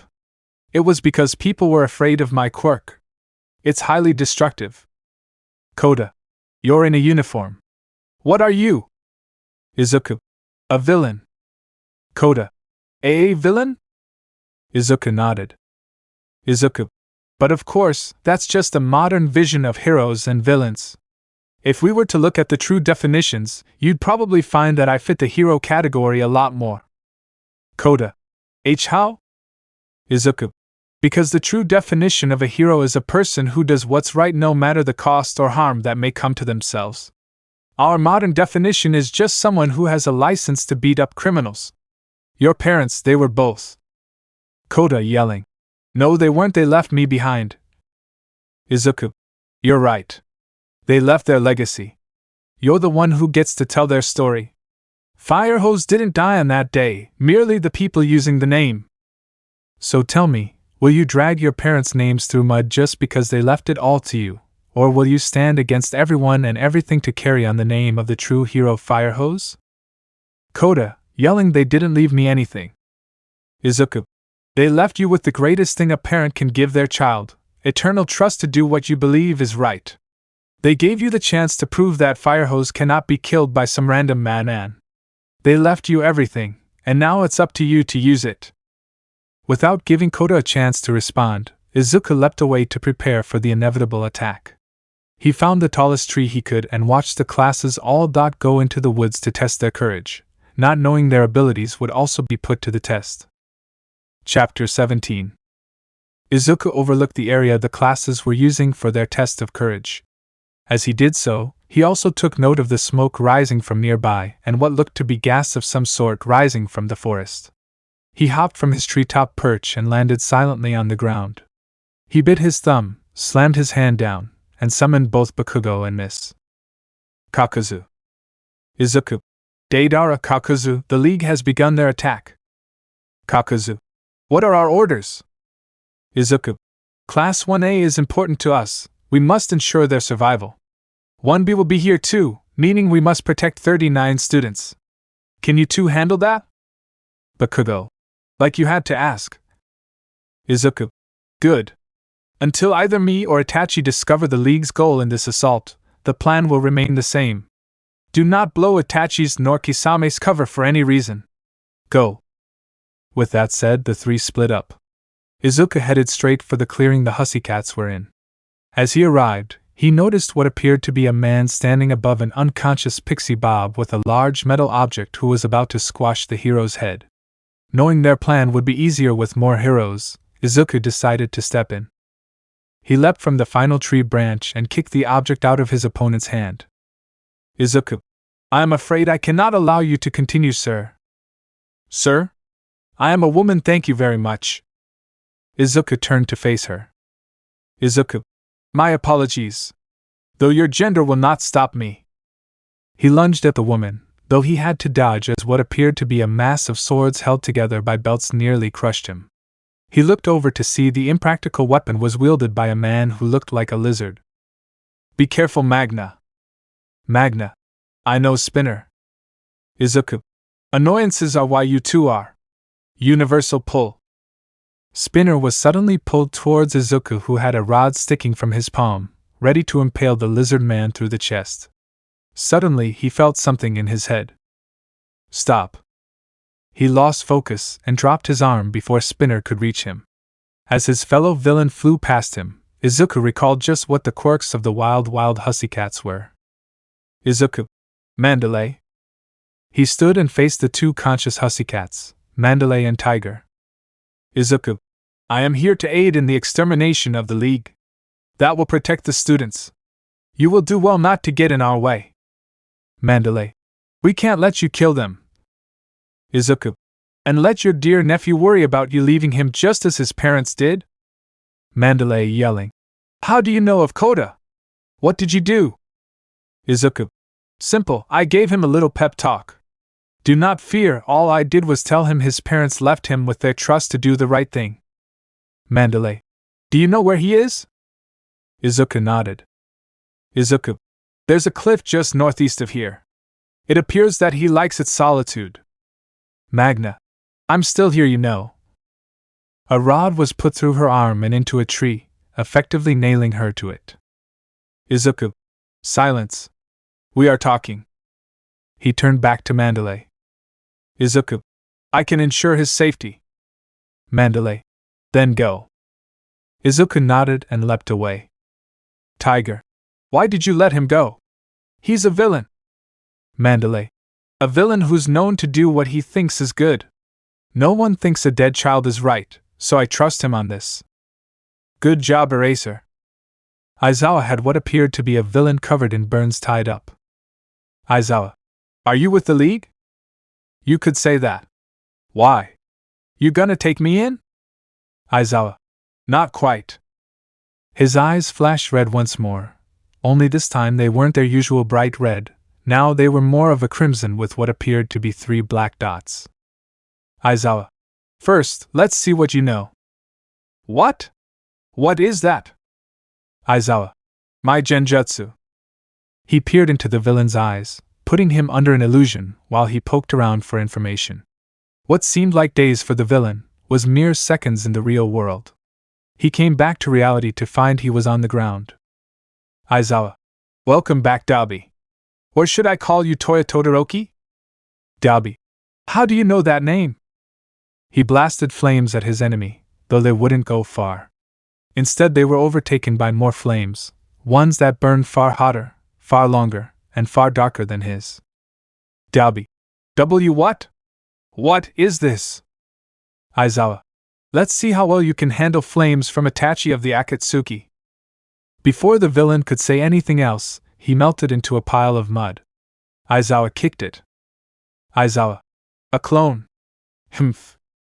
He then rushed inside as he heard a commotion come from the building the extra class students were in. Shoji was beyond terrified. It was dark, there was a villain with extendable blade teeth, and Tokoyami had lost control of Dark Shadow. He shifted his weight, but in doing so snapped a branch. Knowing Dark Shadow heard that, he sprinted away. The tree he was behind was suddenly demolished by Midnight Black Claw. Dark Shadow roared in uncontrollable rage. Tokoyami, yelling, Run, Shoji, I can't hold him. Shoji did so, but he tripped soon after. He knew he wouldn't be able to get up fast enough, though he still tried. As he did, he looked behind him to see the glowing red eye of Dark Shadow staring back. Ugh! I knew he would be trouble. Suddenly multiple small white spiders jumped onto Dark Shadow, then someone tackled Shoji out of the way as they exploded. This stunned the beast like Quirk for a moment. The figure helped Shoji up, and now he could see the person's face. Shoji. Bakugo? Why are you here? Shoji took a fighting stance. Instead of answering right away, Bakugo aimed his hands at Dark Shadow. Bakugo. Stun grenade. A blinding light was emitted from Bakugo's palms which pushed Dark Shadow back into Tokoyami's body. Bakugo. I've been told to make sure you extras survive. Now let's go. Oh, and grab Bird Brain.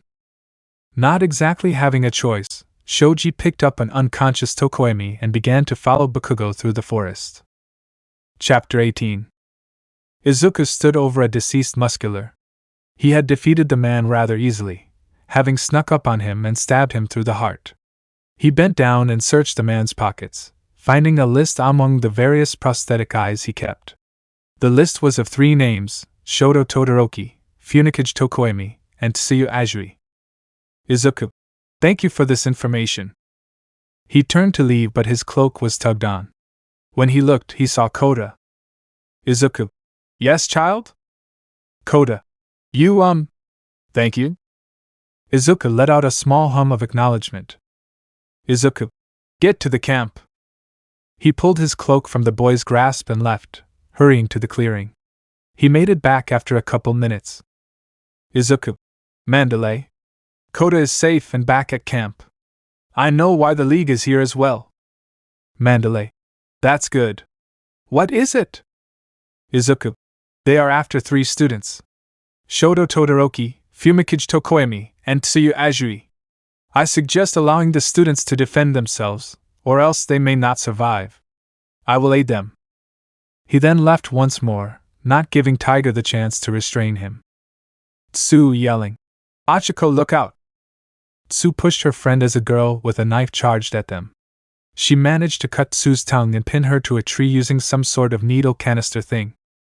Uraraka yelling, Tsu. Tsu?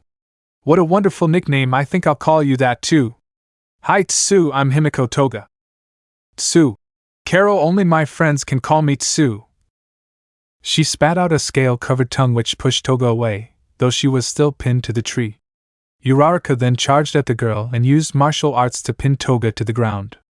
She suddenly felt a sharp pain in her thigh as another needle pierced it, and began to draw blood. Izuku. Universal pull. Toga was suddenly pulled towards the woods, the needle getting pulled out of Uraraka in the process. Izuku walked out with the girl by the neck. Izuku. You chose the wrong targets. I will let you live so you can tell Shigaraki just who stopped you. He dropped her, and she ran away. He then walked past Uraraka, who hadn't moved from where she was. He walked towards Tsu. Just before he reached her, he was tackled from behind. Uraraka, yelling, "Don't touch her, she left you to do the right thing." He caught the punch she threw at him, and stood up. He then sent a black rod through her leg, ensuring she wouldn't move. Izuku. I apologize, but you are in my way. He stepped past her and back over to Tsu. He gripped the needle and yanked it out, allowing Tsu to drop. Izuku. I apologize for harming her. Are you okay, Tsu? She nodded. Tsu. Yes, I am Midoriya. Karo. Uraraka. Tsu? What is this? Izuku, whispering. She's figuring it out. We can't allow her to talk. Not so soon after you got back in. Tsu, whispering. Let me handle it. Izuku nodded and leapt away into the forest once more. Tsu walked over to Uraraka, who now looked both furious and scared of Tsu. Uraraka, yelling. Why you lied, how dare you? Tsu sighed. Tsu. I didn't. Karo, I have left the Akatsuki, but I still trust them with my life. Both Pain and Bakugo are childhood friends. We wouldn't let our allegiances get in the way of that. Karo. Uraraka. And why should I believe you? Tsu knelt down next to her. Tsu. You didn't let my reveal shake you originally. Karo, you still saw me as a friend while I was part of the Akatsuki. You didn't let our friendship go, so I won't let mine and theirs go either. We should get to camp. Tsu helped Uraraka up and they began to walk. The brown-haired girl stayed silent. From the trees, a masked man watched them leave before activating Huscomms. This is Mr. Compress. I have one of the targets, the other two have been taken from my reach. Does anyone read me? Dalby. Loud and clear. Which one is it? Compress. The Todoroki boy. Though I picked up an extra. A small grunt was heard from Dalby. Dalby. I see. Who is it? Compress. A1B boy. His quirk made him quite difficult. He can meld with shadows. Dalby. Sounds good. Meet up at the rendezvous point. Compress turned his calm off and leapt through the trees. Compress made it to the small clearing that the rendezvous point was at. Upon entering, he walked over to Dalby with 2 marbles in his hand. Kurogiri's warp gate was open. Compress. Here they are. They were so distracted I didn't even need to pull my usual switcheroo. Dalby. Whatever, let's just get out of here. They began to walk through, though Dalby noticed Toga was distracted. Dalby. Hey, freak, get in here. She looked over and giggled before dropping what she was looking at, a piece of paper. She walked in and then the Nomu they brought walked in after. The attack on the camp was over. Izuku, Bakugo, Kakuzu, Aizawa, and Tsu were standing atop a tree near the camp. Izuku. Who was taken? Aizawa. Shoto Todoroki and Shirhai Kawaro. Kakuzu. It's a shame we couldn't get them all. I managed to kill the gas villain. Bakugo. That guy with the blade teeth was a nuisance. Izuku. Muscular was of no challenge. Tsu. That reminds me. Karo, why didn't you kill that girl? Izuku. She will be of use. Her name is Himiko Toga, and she was cast out of society because of her natural bloodlust. I plan to recruit her. Tsu. What? You know she tried to kill me, right? Izuku nodded. Izuku. I know. Which is why she will be partners with Kakuzu. You two will rarely see each other. We must part now. I will call a meeting in 1 month from now, be ready. With that he, Bakugo, and Kakuzu leapt away and went towards civilization, leaving Tsuyu and Aizawa to stay and continue in UA. Chapter 19. Tsuyu stood atop the hospital 1A and 1B had been brought to. From there she watched as Ida, Yayorozu, Kendo, Kirishima, and Tokage left the hospital to go rescue their kidnapped classmates. She heard the sound of footsteps approach her. Tsuyu, I suggest you follow them. Kero, they might lead you to All for One. Izuku, I suppose so. But that isn't what's bothering you, is it? Tsuyu nodded. Tsuyu, I know I'm not on their side, but we're still friends and they ignored me, Kero. Tears began to fall from her eyes. Izuku then hugged her from behind. Izuku, the Akatsuki will never ignore your suggestions. I will always be here for you, I promise. Tsuyu let out a small giggle. Tsuyu, I never thought we'd end up like this, Midoriya. Izuku, we've known each other long enough, call me Izuku. Tsuyu, alright, Izuku. Kero. He let go of her and stepped to the edge of the building next to her. Izuku, if you're correct, then All for One falls tonight. Me and Bakugo will handle him ourselves. Tsuyu tugged on the sleeve of his cloak. Tsuyu, just be careful, okay? Kero. Izuku, I will, don't worry. His eyes then turned purple as he activated his quirk. Izuku, I must go now. With that he leapt from the roof and onto another building. More footsteps appeared behind Tsuyu. Aizawa, it's painful watching this. Tsuyu, watching what? Kero.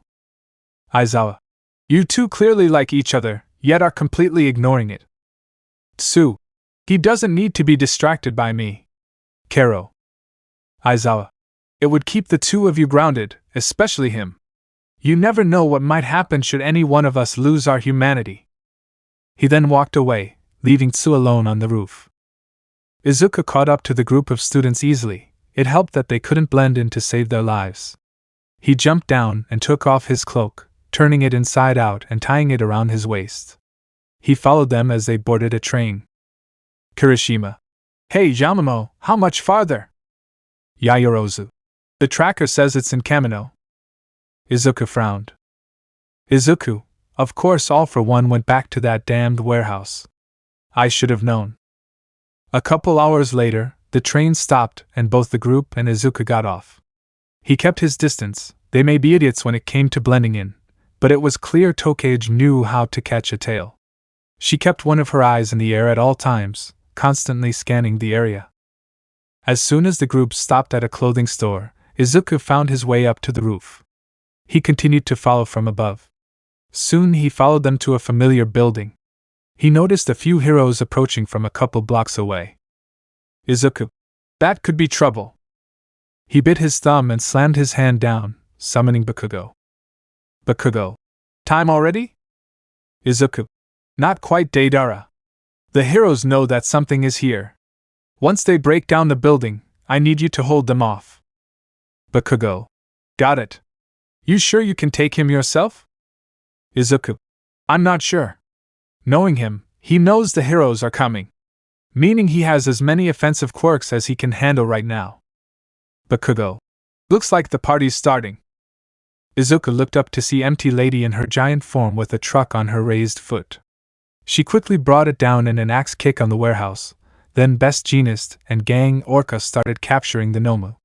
Empty Lady complained about how easy the job was, when suddenly both her and Gang Orca were thrown to the side by Best Jeanist.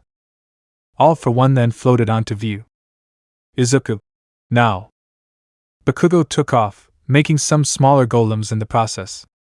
Izuku leapt over and landed in front of Best Jeanist, using an almighty push to stop the air bullet that All for One sent at the hero, but it seemed to resist his power just for a second before being neutralized. All for One. Ah, pain. It's such a pleasure to see you again. Come to aid me, or have switched your views to that of the heroes? Izuku stood straight and looked him in his non-existent eyes. Izuku. You stand against my goals completely, as do the heroes. I am here to put an end to you and your League of Villains. The Akatsuki is the only organization with my loyalties.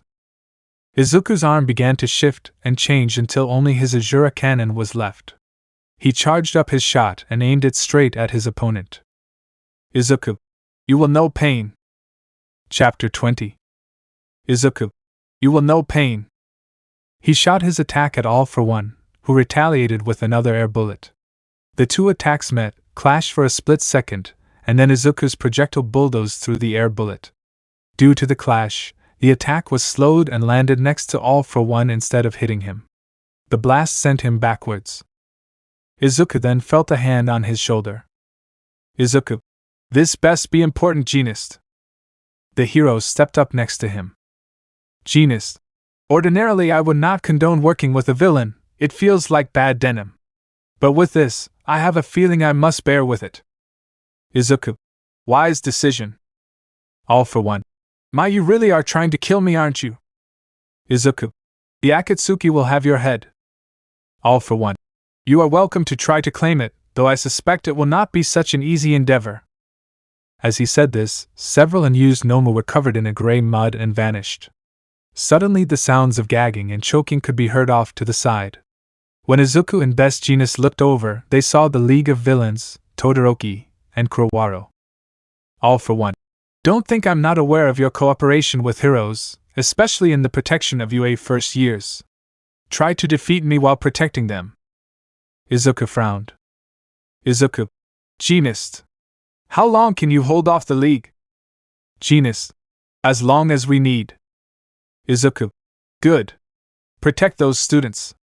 I'll fight All for One. He then leapt towards the villain, a large blade now formed on his arm.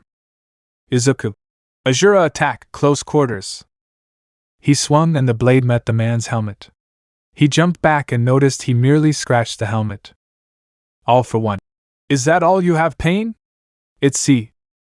He quickly brought his arms up to catch the blue and yellow blur that was All Might.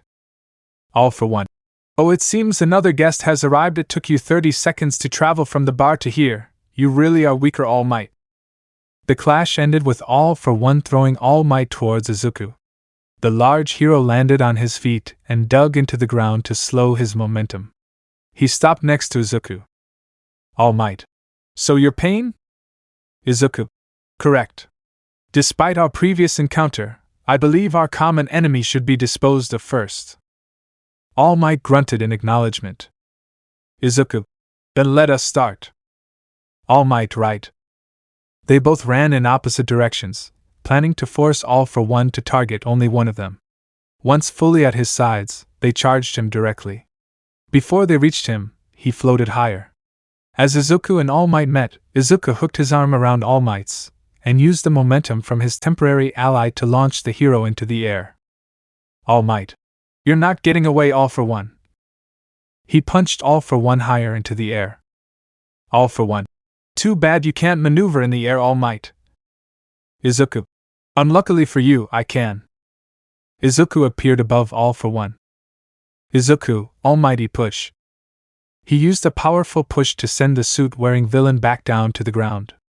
All Might went to attack him again, only to get blown back. All for One stood up as Izuku landed behind him. Izuku charged and went to steal the man's soul, only for his wrist to be grabbed. The villain threw Izuku over to All Might. All for One, how low you have fallen, All Might. He began to float again. All for One, to rely on the power of a villain such as Pain and still not being able to defeat me. No wonder you weren't able to protect Shimura. All Might got visibly angry. All Might yelling, you don't get to say her name. The villain's helmet began to crumble and fall off, revealing the disfigured and scarred face of the opponent. Izuku may have been powerful, but not even he could shake the paranoid feeling that this eyeless man was peering straight into his soul. All for One, why not? After all, I was the one to raise her grandson. You wouldn't recognize his birth name, but I know you'll recognize this one. Tamura Shigaraki. As he finished talking, the pieces of the helmet covering his mouth fell off, revealing a wicked grin. All Might yelling, no, you're lying. All for One let out a sickening laugh. All for One, now what use would I have in lying at this very moment? Izuku, to save yourself? Izuku charged, leaving a frozen All Might to contemplate what he just learned. Izuku leapt at All for One, just to be batted away. All for one. I am tired of you, Pain. I have allowed your organization to grow for far too long. Izuku rolled to avoid a wind bullet and quickly projected an almighty push to stop another, only this bullet pierced the barrier. All for one. You were a fool to believe you were anything more than an entertaining cartoon to me. Before Izuku could react, jagged black and red tendrils emerged from All for One's fingers and stabbed through his body in multiple places. Izuku looked to All Might. He was beginning to move again. Izuku spoke up, but was struggling due to the tendrils. Izuku. Why you seem to be CONF fused? All for one. And how is that? Izuku. Why don't you ask him? All for One was then punched by All Might, who immediately began to emit smoke. Izuku was now free and made his way over to All Might. Izuku. You're smoking. Have you reached a limit? All Might nodded as he shrunk down to a skeletal form. All Might. My power itself is draining. I only have one good punch left. Izuku. I see. I will give you an opening. He bit his finger and slammed his hand to the ground. 2 large puffs of smoke appeared behind him. Izuku. Animal Path, Summoning. Chapter 21. Izuku. Animal Path, Summoning. 2 large figures emerged from the smoke. A large dog with wings and a very large crab. Both had black rods along their bodies and what seemed to be Rinnegan in their eyes. Izuku. I must thank you for access to your machine. Tuning it to give animals quirks was child's play. The crab lunged forward, attempted to grab the villain, but All for One levitated above the attack. The dog then rushed him, almost bit off his arm, though a well-timed air bullet sent the dog away. All for One. You will need more than tricks based on my own technology to beat me. Izuku ran forward and leapt at the villain. He wound back a punch and managed to hit him square in the chest. The villain fell backwards and hit the ground. Izuku watched as he seemed to stagger to his feet. He was weaker, but how? It was then he realized the helmet, it must have contained support systems. Izuku charged at All for One while subconsciously sending the crab at him as well. Izuku. I see through you will fall tonight. All for One laughed. All for One. You know nothing. He sent an air bullet towards Izuku, who dodged it. Izuku then clashed with All for One. Izuku. I know more than you know. My knowledge of this world is why I do what I do. All for One. You kill and destroy. Just like me. We end lives to get what we want, yet you say our values are different. Izuku. You do it because you like it. I do it to bring about a better world. A world with no wars. No heroes. No villains. This society must be brought down and taught the true meaning of pain and fear for my world to exist. All for One suddenly felt immense pain around his waist. The crab had caught him. All for One. I will not fall. He quickly sent an AI bullet at Izuku, who had no time to protect himself, only maneuver away. The air bullet caught his side, leaving a large area of damage and sending him flying. Directly after that, 2 jaws bit down on the man's arms. All for One yelling, When did you summon another? Izuku in pain. Who said I gave the dog only one? It was then All for One realized the jaws were identical. A wing quirk and a cloning quirk. Izuku. End him, All Might. The frail man leapt over to All for One and sent his remaining power to his right arm. He wound back. All Might yelling, United States of. He swung forward and made contact with All for One's head. All Might yelling, Smash. The punch slammed All for One into the ground, and the vortex created from the impact made Izuku's summons fly away before disappearing. As the dust settled and All Might took his last victory pose, Izuku took note of All for One's head, a good 20 feet from his body. A few minutes passed and police, paramedics, and other heroes were flooding the scene. Endeavor appeared and noticed Izuku. He stomped his way over. Endeavor. Villain, you are under our. 3 figures stepped in his way, 2 battle-worn, the other had just arrived. All Might. Let him go, Endeavor. Endeavor. What? Why? Genius. He may not be a hero. But he has proven to be a powerful ally. Endeavor. He is still a villain and must be taken in. Tiger. While that is true, my teammate's nephew was saved by him. I cannot, in good conscience, allow him to be taken in, just this once. Endeavor grumbled and walked away. Tiger just went on with his business. Beast Genius turned, gave Izuku a nod, and left to aid any way he could. All Might walked over to Izuku. All Might. Young Midoriya. Izuku looked at him surprised. All Might. Yes, I know your name. I studied your case after the USJ. I know what happened. Know that while your mission to create a better world is a noble one, I cannot condone your methods. All Might placed his hand on Izuku's shoulder before handing him a business card. All Might. Here. She's the best doctor I know. She kept my secret for a very long time, and trust me when I say she takes the confidentiality part of her job just as serious as the healing part. With that said, he walked away. Soon, after things had calmed a bit, Bakugo snuck past the heroes and managed to carry Izuku away. All for One was dead. Now the Akatsuki must conquer the sea of organizations seeking power. Chapter 22. It was the day after the battle in Kamino Ward. A knock was heard on a metal door within a small back alley in a neighboring city. A small slit then opened and a pair of eyes peered through it. A feminine voice was heard. Identification. Tsu. Kisame, I'm with the Akatsuki. Kero. What is Pain's name? Tsu. Izuku Midoriya. The slot closed and few locks could be hard being unlocked.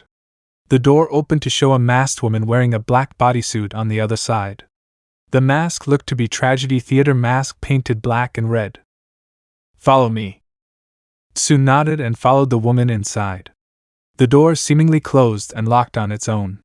The masked woman led her down 2 flights of stairs before stopping at another door. He may not look his usual self. His quirk is strange. Tsu. I understand. He's always full of surprises. The woman made no sign of acknowledgement before opening the door. Tsu stepped inside. The room looked like someone turned their apartment into a miniature hospital, which she deduced is exactly what had happened. In the room were 8 hospital beds, 4 on each side. In the back were 2 doors, one labeled OR and the other due. There were 3 more masked people attending to whatever patients, each mask painted a different color, and all wearing the same black bodysuit as the original. He's in bed 6. Tsu. Thank you. She walked over to the designated bed which had its curtain pulled closed. She opened it and gasped at what she saw. It was definitely Izuku, but he looked significantly older and taller. Tsu. Izuku? He lifted his head to see Tsu. Izuku. Tsu? She stepped past the curtain and walked over to the bed. Tsu. Yeah, it's me. Carol, what happened? Izuku. The healing took a lot out of me. Doctor said my quirk works off what seems to be a form of life energy. I just need to absorb some or by waiting naturally, which could take weeks. Tsu. So you're okay? Izuku nodded. Izuku. As long as I take it easy, yes? Actually, I have a solution for you, Pain. Tsu turned around to find a woman in a doctor's coat and wearing a blue and gold Oni mask. Izuku. Tsu, meet Dr. Psyche. Dr. Psyche. You must be Kisame, welcome. I was just about to get Pain here some energy. Tsu. Thank you for taking care of him. Dr. Psyche. No need. I take all patients. Now. She turned around. Dr. Psyche. Bring him in red. The same masked woman from earlier brought in an unconscious man. Dr. Psyche. Take him over to the bedside. Red. Yes, ma'am. As she did so, Izuku sat up. Izuku. I assume you want me to take his? The doctor nodded. Dr. Psyche. Yes. I would prefer if you didn't kill him, but I know you may not be able to fully control yourself while under a shortage. Izuku nodded and grabbed the man's wrist. The 3 others watched as his face became fuller, and his hair returned to its previous shade of green. He let go of the man. Izuku. He is alive, but barely. I'm not sure if he will survive for long. She nodded. Dr. Psyche. Thank you for trying. You may leave whenever you feel you are ready. Izuku nodded and stood. Izuku. I should get out of your hair. Don't want to get in the way of another patient. Dr. Psyche. All right. Red, please get him some new clothes. The woman nodded and left with the man. She returned a few minutes later with a fresh change of clothes. The three women left the curtained area to let him change. He emerged a minute later. Dr. Psyche. I hope you don't have to come back too soon. Izuku. I'll try not to. Dr. Psyche. Good. Now go. Red, continue your shift at the door. Blue, replace this bed's covers. Red nodded and led the two up to the door. They said their goodbyes and left. It wasn't until they were out of sight that Tsuyu pulled Izuku to the side. Izuku. Tsuyu? Wa. A smack to the face. He looked down to see her crying. Izuku. Tsuyu? What's wrong? Tsuyu. I told you to be careful, you promised you'd be okay, Karo. She hugged him. Tsuyu. When I saw the news I was scared, then Bakugo called and I was terrified why you almost died. Izuku gently wrapped his hands around her. Izuku. Tsuyu, I'm sorry. I was careful, but he was far more powerful I had thought. I underestimated him. But now he's gone, you don't have to be afraid for me anymore. The most powerful man in our way is gone. Tsuyu. Maybe, but just in case. Izuku. Just in case what? She pulled him down and went on her toes, meeting him in the middle. She placed her lips on his in a kiss. He gave in and kissed back, and after a few seconds, they separated. Izuku. What was that about? Tsuyu. Izuku, I know our mission is important and dangerous. Karo, which is why I'm telling you this now. I love you. I wasn't just scared for your safety when I saw the news, I was terrified you would die before I could tell you how I feel. He could see her tears returning. Tsuyu. I understand if you don't feel the same, but I needed to tell you. Karo. Izuku brought his hand up to her cheek and wiped away a tear. Izuku. Tsuyu, you're amazing. You gave up your dream just to make mine a reality.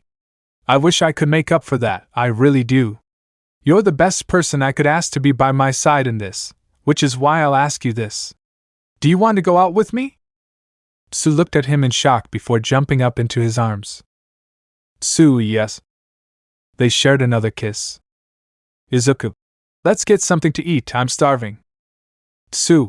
Me too. The two walked off. Izuku was freshly healed, and their relationship had just grown once more. Chapter 23. Within a warehouse, deep in the city, Izuku stood.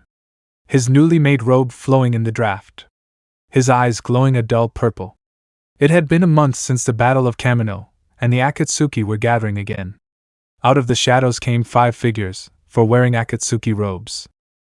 Izuku. Welcome, Akatsuki.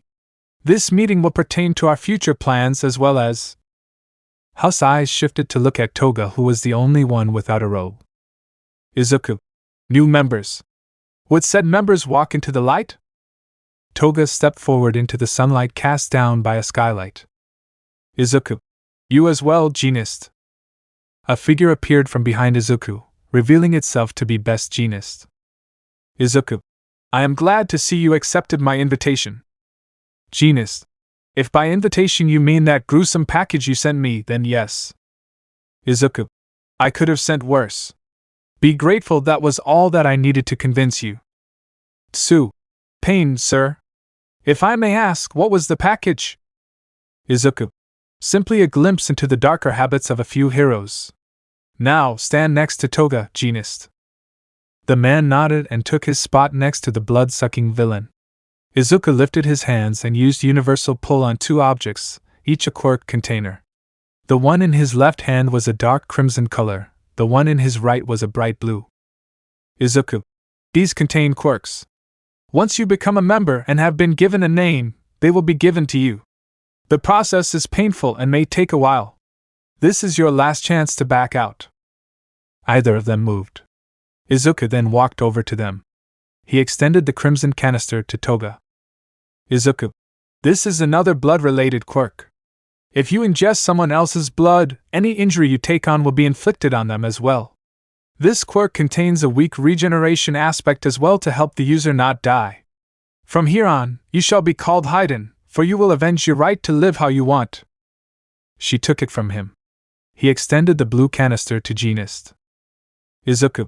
This will allow you to create threads from your fingertips and take control of the object the touch. It was never tested on humans, however, so I do not know if you can control people. You will be known as Sasori, much like a scorpion. You will blend into your surroundings and strike from the shadows. Best Genist nodded and took the canister. Izuku. Kakuzu, take them to the machine. We shall continue once the process is complete. The woman nodded and led them out of the main area of the warehouse hideout. Just after they left, Izuku deactivated his quirk and sat down. Bakugo, Tsuyu, and Itachi walked over. Bakugo. I knew we were getting that crazy girl, but the number 4, no 3 hero? Tsuyu. Yeah. Karo, when did you send the invitation? Izuku. Last week. I told him to meet me here today if he accepted. Bakugo. And why did we need him? Aizawa's already a hero. Izuku looked to Aizawa for a second before looking back at Bakugo. Izuku. He's Tsuyu's partner and backup in UA. He's making sure she stays there. Genist will help us keep tabs on bigger hero operations. He may not be completely convinced though, which is why I'm going to assign him to be your partner. Deidara and Sasori, how's it sound? Bakugo. Better than being with Little Miss Psycho. A few hours later, Mississippi Kakuzu reappeared with their new recruits. Izuku quickly activated his quirk and stood up. Izuku. You are back earlier than expected. Good. Now we can get to business. Itachi, when is the licensing exam? Aizawa. 2 days from now, why? Izuku. The league has been quiet for a month. They need to be able to fight legally. Training from pros will help. Will convincing Nisa to let the first years do work studies be an issue? Aizawa shook his head. Aizawa. My Genjutsu quirk will take care of it. Izuku. Good. Shigaraki won't be able to resist his least favorite class being separated and out in the open. Haiden. Toga perked up. Toga. Yeah? Izuku. Convince Shigaraki he needs more people. Hopefully that will lead to him gaining some attention. Sasori. Genist. Yes? Izuku. I need you to keep an ear out for any investigations regarding the league. Get as much information as you can. The man nodded. Genist. Yes, sir. Izuku. One last thing. Sasori, Haiden, you two are assigned to be the partners of Deidara and Kakuzu respectively. While your jobs may prevent you from doing so, I implore you to do as many jobs with your partners as possible. That is all. Dismiss. Kisame, a word. The other members left the main room as Tsuyu walked over to Izuku. Tsuyu. Business or personal? Izuku. Personal. Tsuyu hugged him, and he hugged back. Izuku. These next few weeks will be unpredictable. I don't know what might happen. Tsuyu. I know. Karo, but everything always seems to work out in the end. Izuku smiled. Izuku. Yeah, I guess. They shared a kiss. Izuku. You should head back with Aizawa. It'll be dark by the time you get to the dorms. Tsuyu nodded and they separated. Tsuyu. I'll see you later, Izuku. Karo, love you. Izuku. Love you too. She left the warehouse and Izuku headed in the opposite direction. They would soon learn that the League of Villains weren't their only competition. Chapter 24. Izuku sat down at a booth within a small fast food restaurant. His quirk was deactivated, his hair was tied back, and he wore a medical mask to disguise himself.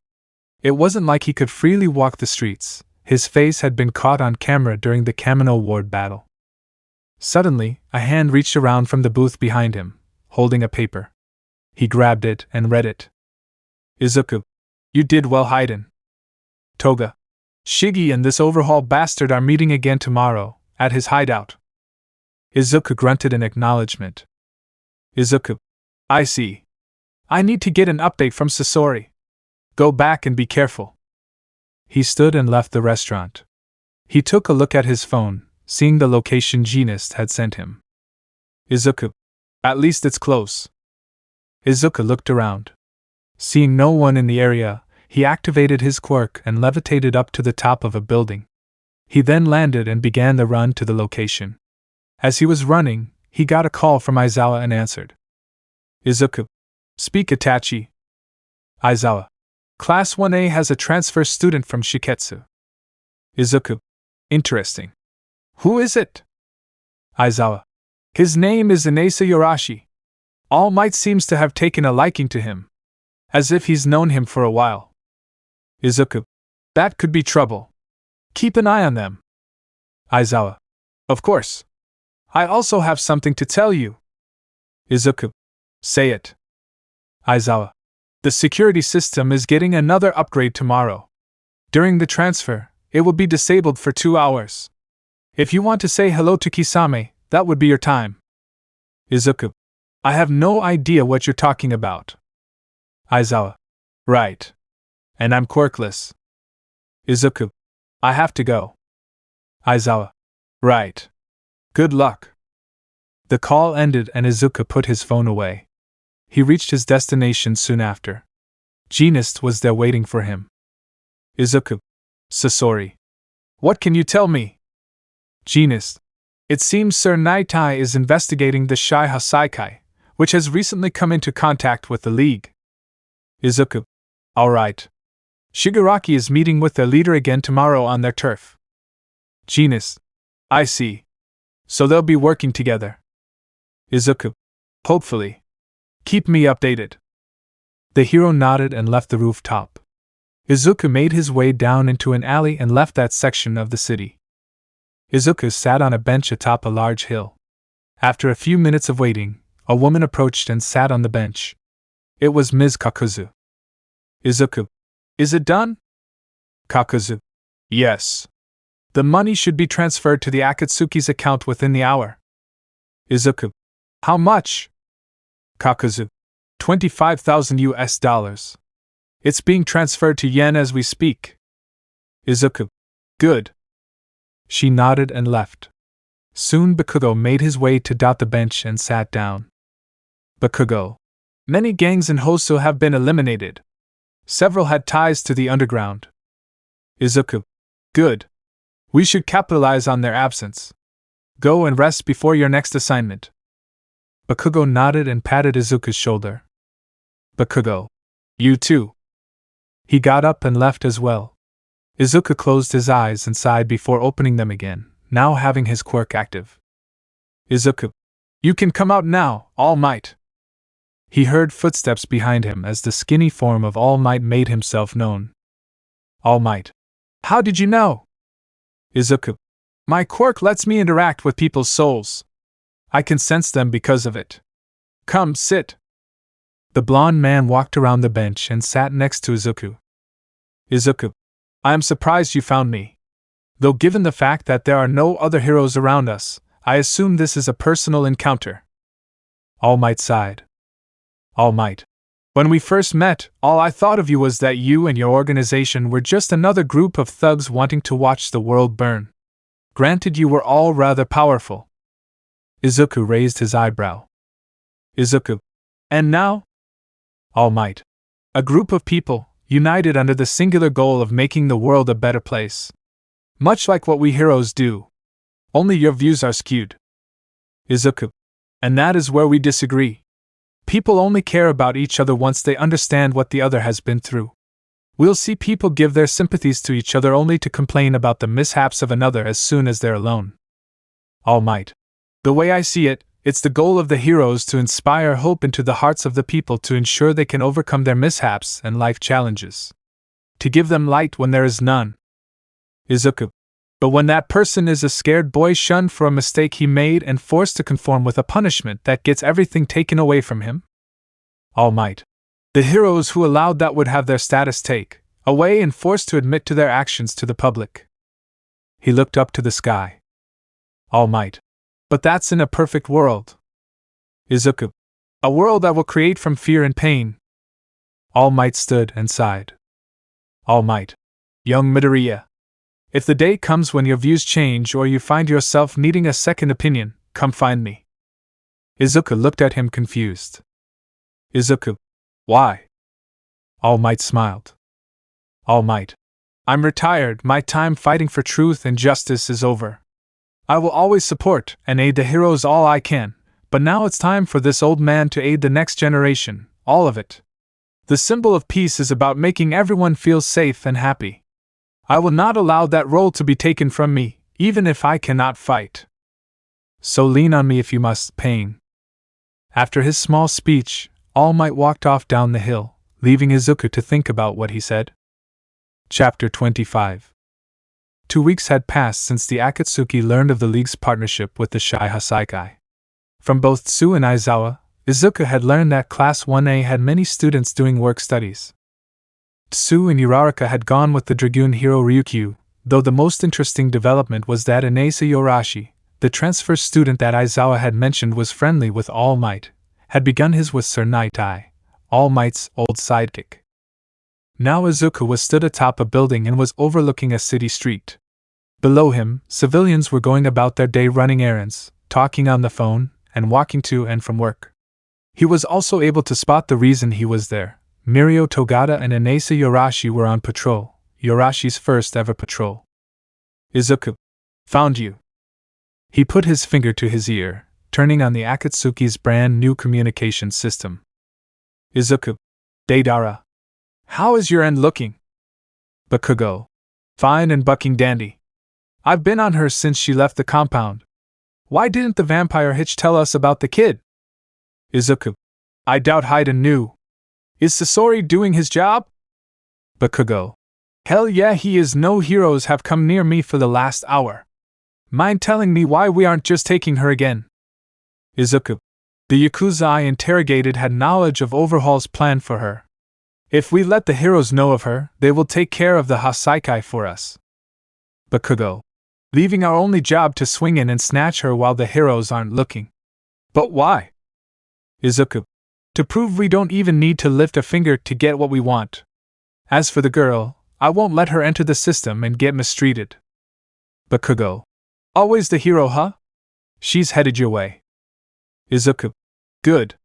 Circle back to the nearest hideout when you see me. He got a confirmation from his explosive friend. Just a minute later, he watched as the girl Bakugo had been tailing bumped into Yorashi's leg. He also noticed Bakugo flying away in the opposite direction. Izuku once again turned his attention to his comms. Izuku. Kisame, you there? Tsu. Yes. What is it? Kero. Izuku. I need you to keep an eye on your new classmate and tell me if he's acting strange. I also need to know if Ryukyu mentions anything about Sir Night-Eye. Tsu. I'll keep my eyes and ears open, Izuku. Be safe. Izuku. You too, Tsu. With that said, their radios turned off.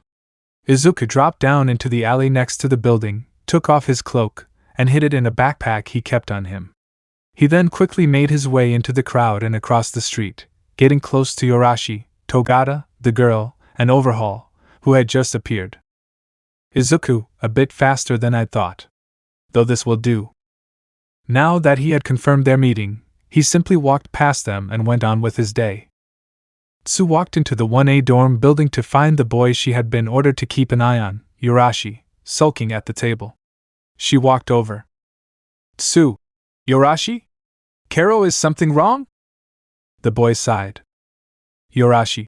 Just something happened during my work study today. It's part of an ongoing investigation, so I can't say it. If Tsu's face could smile, she'd be grinning at this information. Tsu. Well, don't let it keep you down. Kero, it could affect your work if you do.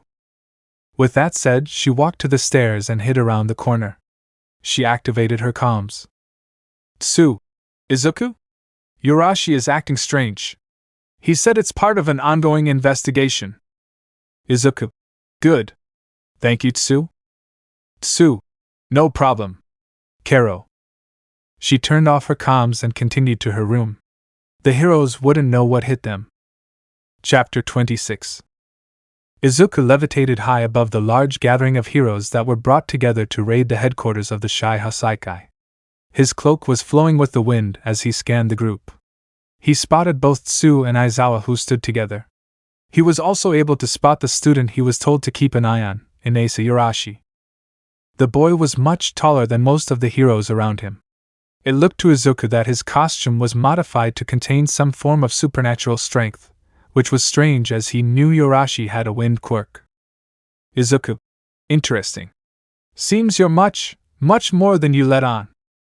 He looked to the building. Toga was inside there somewhere, as well as the young girl. He grimaced in the direction of the house. Why would anyone take their own child's flesh and blood to make bullets that take away powers? He sighed and quickly found a nearby house that he then landed behind. Izuku. Better make this quick. He bit his thumb and slammed his hand on the ground, summoning a creature he had finished the day before, a chameleon with both an invisibility quirk and a size change quirk, his perfect little spy, though that wasn't what he would use it for today. He made it scurry further into the backyard before growing in size. It then opened its mouth and he stepped inside. Izuku. Now to follow. He sat down and closed its mouth before making it cloak itself and commanding it to get close to the heroes. If he needed to step in, it would be good to be as close as possible. He had arrived just in time for a large man to burst through the front gate and start attacking the heroes and police. The man clashed with Ryukyu in her dragon form. Ryukyu Agency will handle this, get inside. The chameleon climbed over the wall surrounding the estate, while the heroes rushed into the gate. They took out each Yakuza member that stood in their way and entered the main building. Izuku followed them quickly, ensuring he didn't lose them. Yurashi was with the group that pushed on, as was Aizawa. Both Night Eye and Fat Gum agencies stopped at a small shelf where Night Eye put in a code that opened a secret door. As it opened, 2 thugs ran out, but Centipeder and Bubble Girl swiftly took them out. The remaining heroes and police officers rushed down the stairs and Izuku attempted to follow, being careful not to alert the 2 sidekicks to the chameleon's presence, but the doorway was too big. Fortunately for him, the sidekicks finished quickly and began to take the thugs outside, allowing Izuku to leave the chameleon and continue on foot. As he reached the bottom of the stairs, he noticed multiple thin walls that had been smashed down. Izuku. I doubt Red Riot could do this on his own. He bent down to examine the rubble. Izuku. Or this fast. No one here other than Ryukyu should have this kind of strength. Must be that boy. Just what are you, Yurashi? And why do I suspect All Might has a part in this? He pressed on, eventually coming along a small group of police officers surrounding a large hole in the floor. He swiftly knocked them out and looked down the hole to see 3 villains fighting a Fat Gum agency member he recognized as Sun Eater. Izuku. I see. He also spotted an exit on the other end of the room. He floated down to it and left the room, none of the fighters seeing him due to the fight. As he walked, he felt a slight vibration below him. Another fight was taking place elsewhere. He eventually made it to a large chamber where yet another confrontation was taking place, though it was almost over. He watched as a villain fell out of the ceiling. Izuku. So, that's what happened. A man capable of controlling his environment. That would explain the hasty barricades. He hung back as the group moved on, minus Rocklock, who had been injured by a knife, which Izuku guessed was Toga. After a few seconds he moved on, using rubble from the fight to stay out of sight. He ran down a long hallway just to find 2 people. A bloody and beaten Lemillion, and the small girl Overhaul claimed was his daughter. Lemillion, despite his state, was able to stand and look Izuku in the eyes. Lemillion yelling, Stay back. Izuku walked towards the 2 and Lemillion stepped in front of the girl. Lemillion. I won't let you take her. Izuku stopped once he was directly in front of the 2. Izuku. What is her name? The blonde boy looked at him confused. Lemillion. What? Izuku. I said, what is her name? I won't repeat myself again. Lemillion. It's Ieri. Izuku raised an eyebrow. Izuku. No family name? I was under the impression that she was his daughter. The injured sidekick shook his head. Lemillion. And no. He lied to get us off his trail. Izuku frowned. Izuku. I see. I shall end this quickly then. He began to walk past the hero and small child when a new voice was heard. Overhaul. Eri. Someone else is about to die because of you. You don't want that. You don't want their blood on your hands now, do you? Come back, and I'll fix them up. Eri immediately began running back. Izuku. Forget what I said. He's dying today. He then immediately walked up to the hole in the wall that Eri had gone through. He saw Night Eye impaled in the stomach and Yorashi struggling to stand. Aizawa was nowhere to be found. Izuku walked down to where the fighting was happening, finally revealing himself to both the heroes and Overhaul, who sported 4 arms and a hulking figure. He transformed his right arm into his Azura cannon and pointed it at Overhaul. Overhaul. Pain? Well, isn't this a nice surprise? I get kill these pesky heroes and the leader of the only resistance to that top. Izuku. You know my name, but it is clear you don't know true pain. Allow me to correct that. You died today, Overhaul. He then fired his cannon, and the fight began. Christmas Special. It was a snowy winter morning. Most of the Akatsuki had been dismissed to spend the holiday as they wanted. Bakugo had gone to see his parents, or at least drop of a present if they didn't want to see him. Genus was doing whatever he did for Christmas. Toga was with the League. Ms. Kakuzu was volunteering at a soup kitchen for the day. Both Aizawa and Tsu were spending the day with 1A. All this left Izuku alone, standing in the middle of an empty hideout, pondering what he would do for the day. He could visit his parents' grave, wish them a Merry Christmas in the afterlife, but he decided against it. It wasn't likely they'd want to hear from him.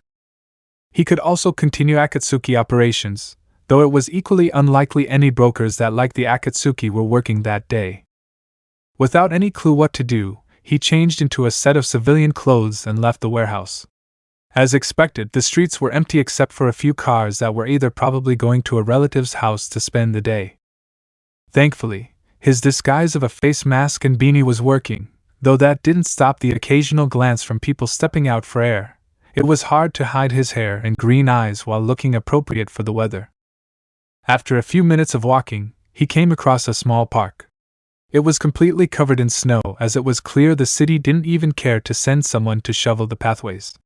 Finding a bench that wasn't completely covered in snow, he wiped it off and sat down. He looked up at the gray sky that was still sending snow down to the ground.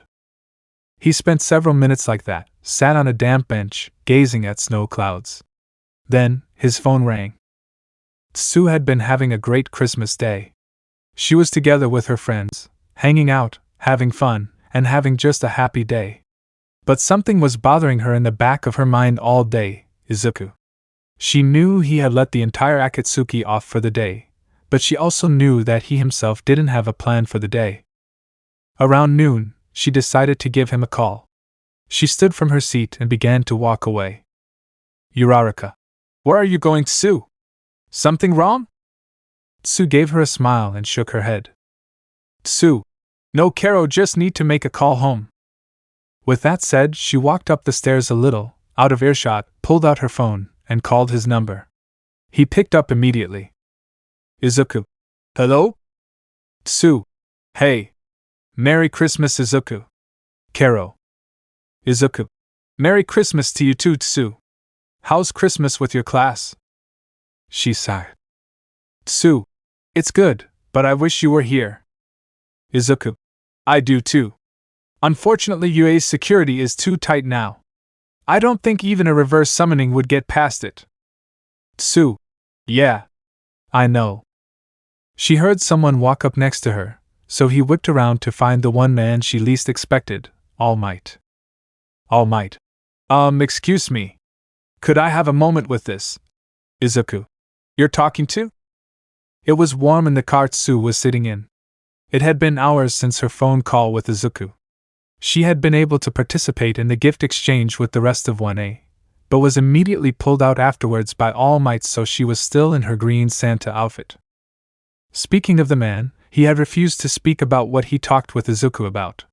She had originally feared she was being taken in again, but the look on the ex-hero's face wasn't one she'd seen him make while hearing about villains.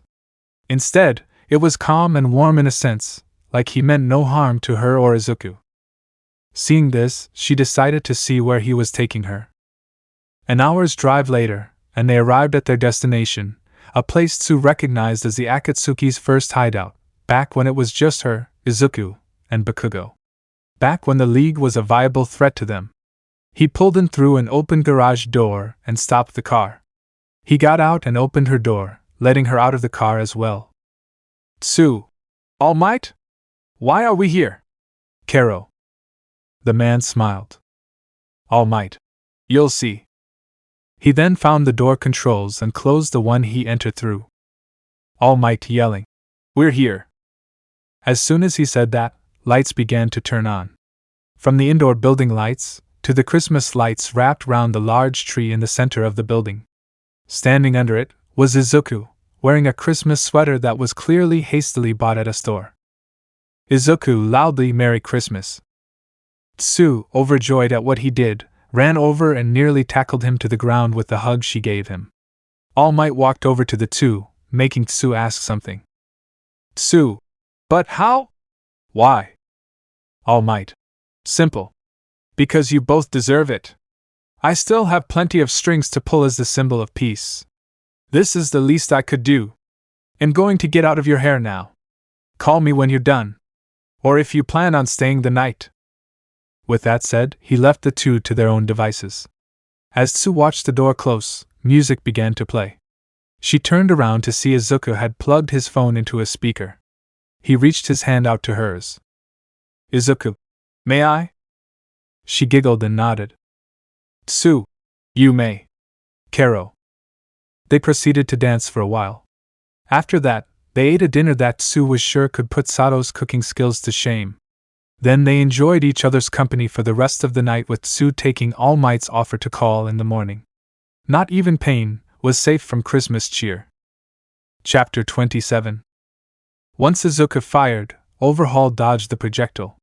He then pressed his hands to the ground and sent several spike pillars towards Izuku, who used an almighty push to block them. Izuku then leapt into the air to go after Overhaul. He two blades extended from his arms. Izuku. Azura attack, close quarters. He swung at Overhaul, who blocked the swing. The blades then disappeared and Izuku attempted to grab his opponent's soul, just for the bird-masked man to jump backwards. Izuku. Universal pull. Izuku pulled Overhaul to him. He grabbed one of his arms, just for Overhaul to touch it and disconnect it before Izuku could take his soul. He then attempted to grab Izuku, though Izuku leapt backwards, leaving the two to stare at each other. Izuku. So you know my abilities. That's a shame. Overhaul seemed to grin, though his mask hid his mouth. Overhaul. What? Too weak to actually fight me? Izuku. No. He raised his arm, his palm facing Overhaul. Izuku. It's a shame I'll have to try harder. Overhaul, angered, charged at Izuku, who used an almighty push to knock him back. Izuku then used one hand and grabbed his other wrist. He then twisted his wrist and pulled, revealing a metal cable in place of his bones and flesh, with rockets attached to it. Izuku. Azura, flaming arrow warhead. Every rocket proceeded to ignite and launch themselves from his arm. They traveled at high speeds towards Overhaul and hit their mark, blasting the villain backwards and destroying much of his body. Yelling smash. Izuku ducked under a punch thrown at him. Looking up, he realized it was Yorashi who was emulating All Might's attack. Izuku. Interesting. A second punch was thrown, downwards this time. Izuku once again avoided the punch, this time by spinning around to Yorashi's back, his own back facing Yorashi's. Izuku. You must respect All Might a lot. Yorashi spun around, attempting to land a right hook, but Izuku blocked it with his forearm. Izuku. Unfortunately for you, respect only takes you so far. Pain is what takes you further. He moved his forearm and quickly grabbed Yorashi's still fist with his left hand. He was now face to chest with the larger boy. Izuku then pried the boy's hand open with his own and sent a black rod through Yorashi's hand. Izuku then grabbed the shocked student and threw him to the side as Overhaul sent spikes at the two. Another almighty push countered them. He began to slowly walk towards the masked man. Izuku, you have gone far enough, Overhaul. Overhaul, no, yelling. I haven't gone far enough at all. It was then that Izuku decided he had had enough. More rock spikes were thrown at Izuku, who decided to dodge them rather than destroy them while getting closer to Overhaul. In just a few seconds he had closed the distance and was within arm's reach of the monstrous villain. Overhaul, panicking, leapt away, but he then noticed he had left Eri, who attempted to follow him to try and ensure he would do as he said, though Izuku stopped her. Izuku, do not! Eri, but if I don't, he'll kill them. Izuku, he will not, because I will not let him. Izuku then began to slowly walk towards Overhaul. Izuku, Overhaul, you have killed many and have exploited this child for her power.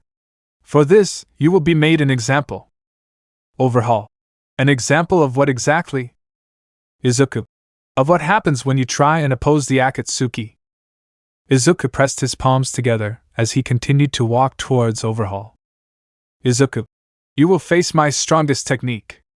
If you survive, I will ensure your pain is everlasting. Izuku released his palms, revealing a black orb.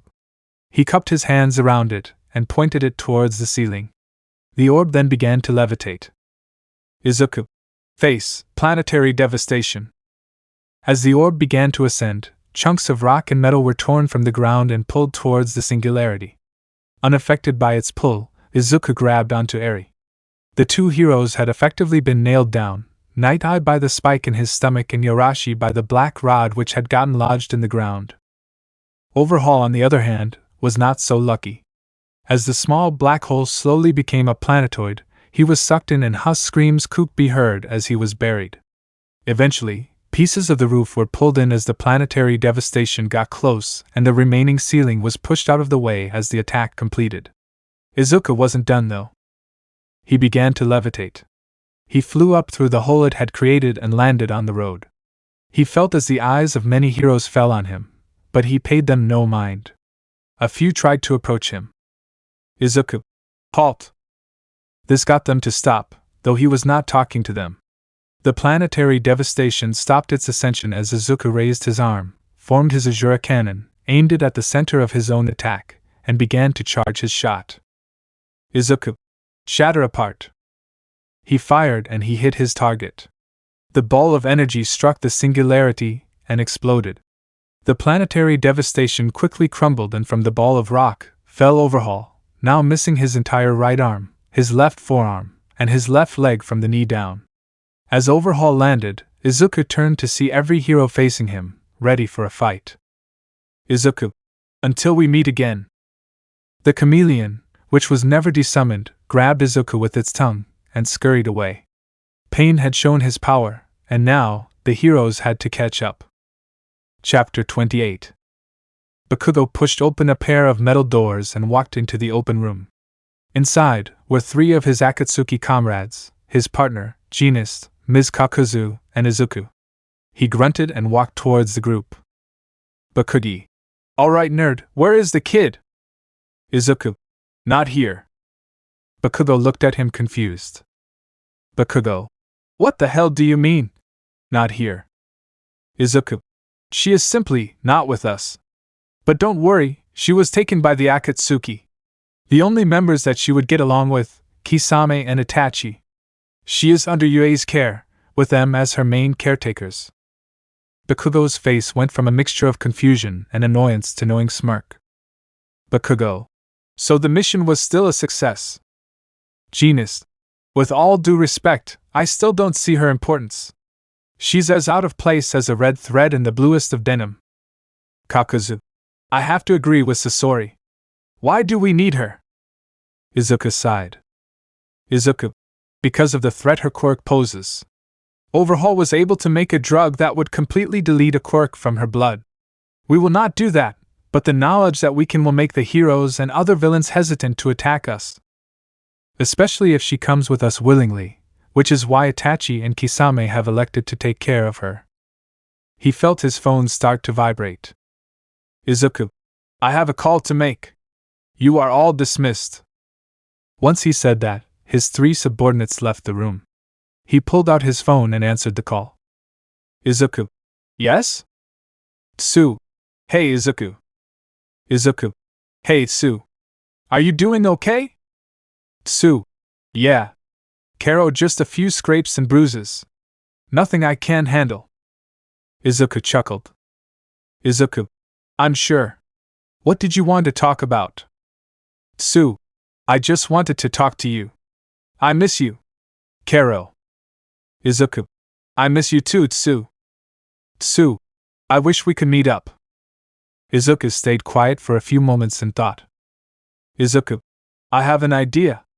The UA Cultural Festival is usually around this time of year. If I could somehow sneak in. Tsu. No, it's too risky. Izuku. But Tsu. Tsu. But nothing. Karo's security has been tightened, and if any of the alarms go off, the whole thing will be cancelled. Izuku sighed. Izuku. If that's how it's going to be, then me and Kaken will act as external security. As much as I want UA to fall and people to lose faith, we need it to keep standing for a while longer. When is it? Tsu. It's next month. I guess I could get permission to leave campus a bit early before our performance. Izuku. Performance? Tsu. Yeah. Class 1A's doing a concert. Izuku. I see. You should get back to what you were doing. Tsu. Right. See you when I can. Love you. Izuku. Love you too, Tsu. The call ended. How touching. Izuku's eyes widened and he whipped around to see a man standing just a few feet away. He was a little taller than Izuku, had orange hair up in spikes, though it was clear he was starting to go bald, and he wore a suit. In response to this man's sudden appearance, Izuku activated his quirk. It was then Izuku recognized him. Izuku. You're Rikiya Yatsubashi. Yatsubashi. Ah, I see there's no need for introductions then, Izuku Midoriya. Izuku. It's Pain. Yatsubashi. We're going by code names for this, I see. Then you may call me Redestro. Izuku. What do you want, Redestro? The man chuckled. Yatsubashi. To thank you, you and your little group have taken out the Shy Hasaikai and permanently crippled the League of Villains. Izuku. If you think it's out of the kindness in our hearts, then you are wrong. The man laughed again, harder this time. Yatsubashi. Oh, we aren't foolish enough to believe that. In fact, we know exactly why you do what you do. He made a dramatic pose with his arms out. Yatsubashi. To bind the world together and forge peace through fear and grief, right? He dropped the pose. Izuku. That is correct. Now why don't you move on to why you're really here? The man sighed and reached into his suit, pulling out a card. Yatsubashi. We know of your struggles, why you are the way you are. We know you were shunned because of your abnormally powerful meta ability. He threw the card at Izuku, who used his quirk to pull it to his hand. Yatsubashi. The meta liberation expects a response by that date. After all, we want to know who's going to show up to our revival party. The man turned around and left, leaving Izuku alone. He looked at the card to see a date sometime in December. Izuku.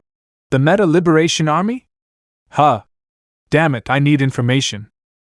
He pulled out his phone and dialed a number. The person picked up after 2 rings. Broker. Pain, what do you need? Izuku. Information. Broker. On what? Izuku.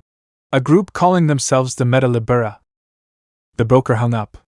He just looked at his phone blankly. Izuku. Bastard. He put his phone away and sighed before getting an idea. Izuku. He's probably there, right? Gotta check. He walked towards the doors and left the hideout. The afternoon was nice and sunny. Not too hot, not too cold. Birds and rodents were out and going about their business. The bench at the top of the hill gave whoever sat there a great view of the park and the city. All Might sighed. With preparations from the festival happening, he didn't need to do much. Someone sat next to him. All Might. Here to confess your sins or something? Izuku. No, I have no regrets yet. They both looked to the sky. Izuku.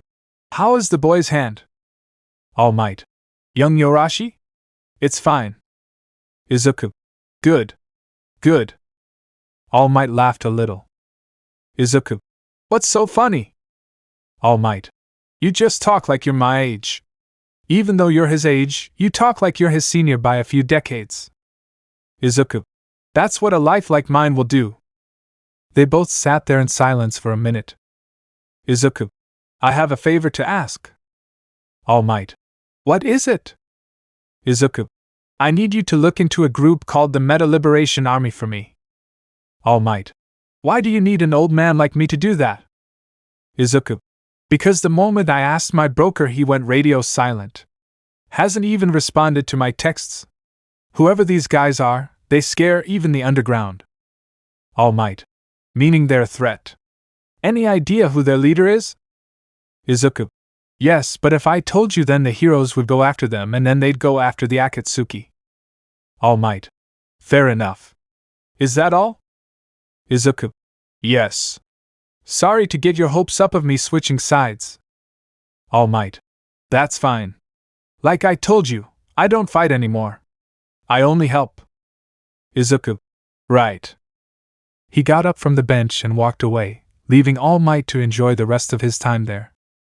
Let me know in the comments below if you guys want the next part. Also check out my other video that has been shown and left. Thank you for watching. If you enjoyed this video, please like and share this video. And have a fantastic day. Bye.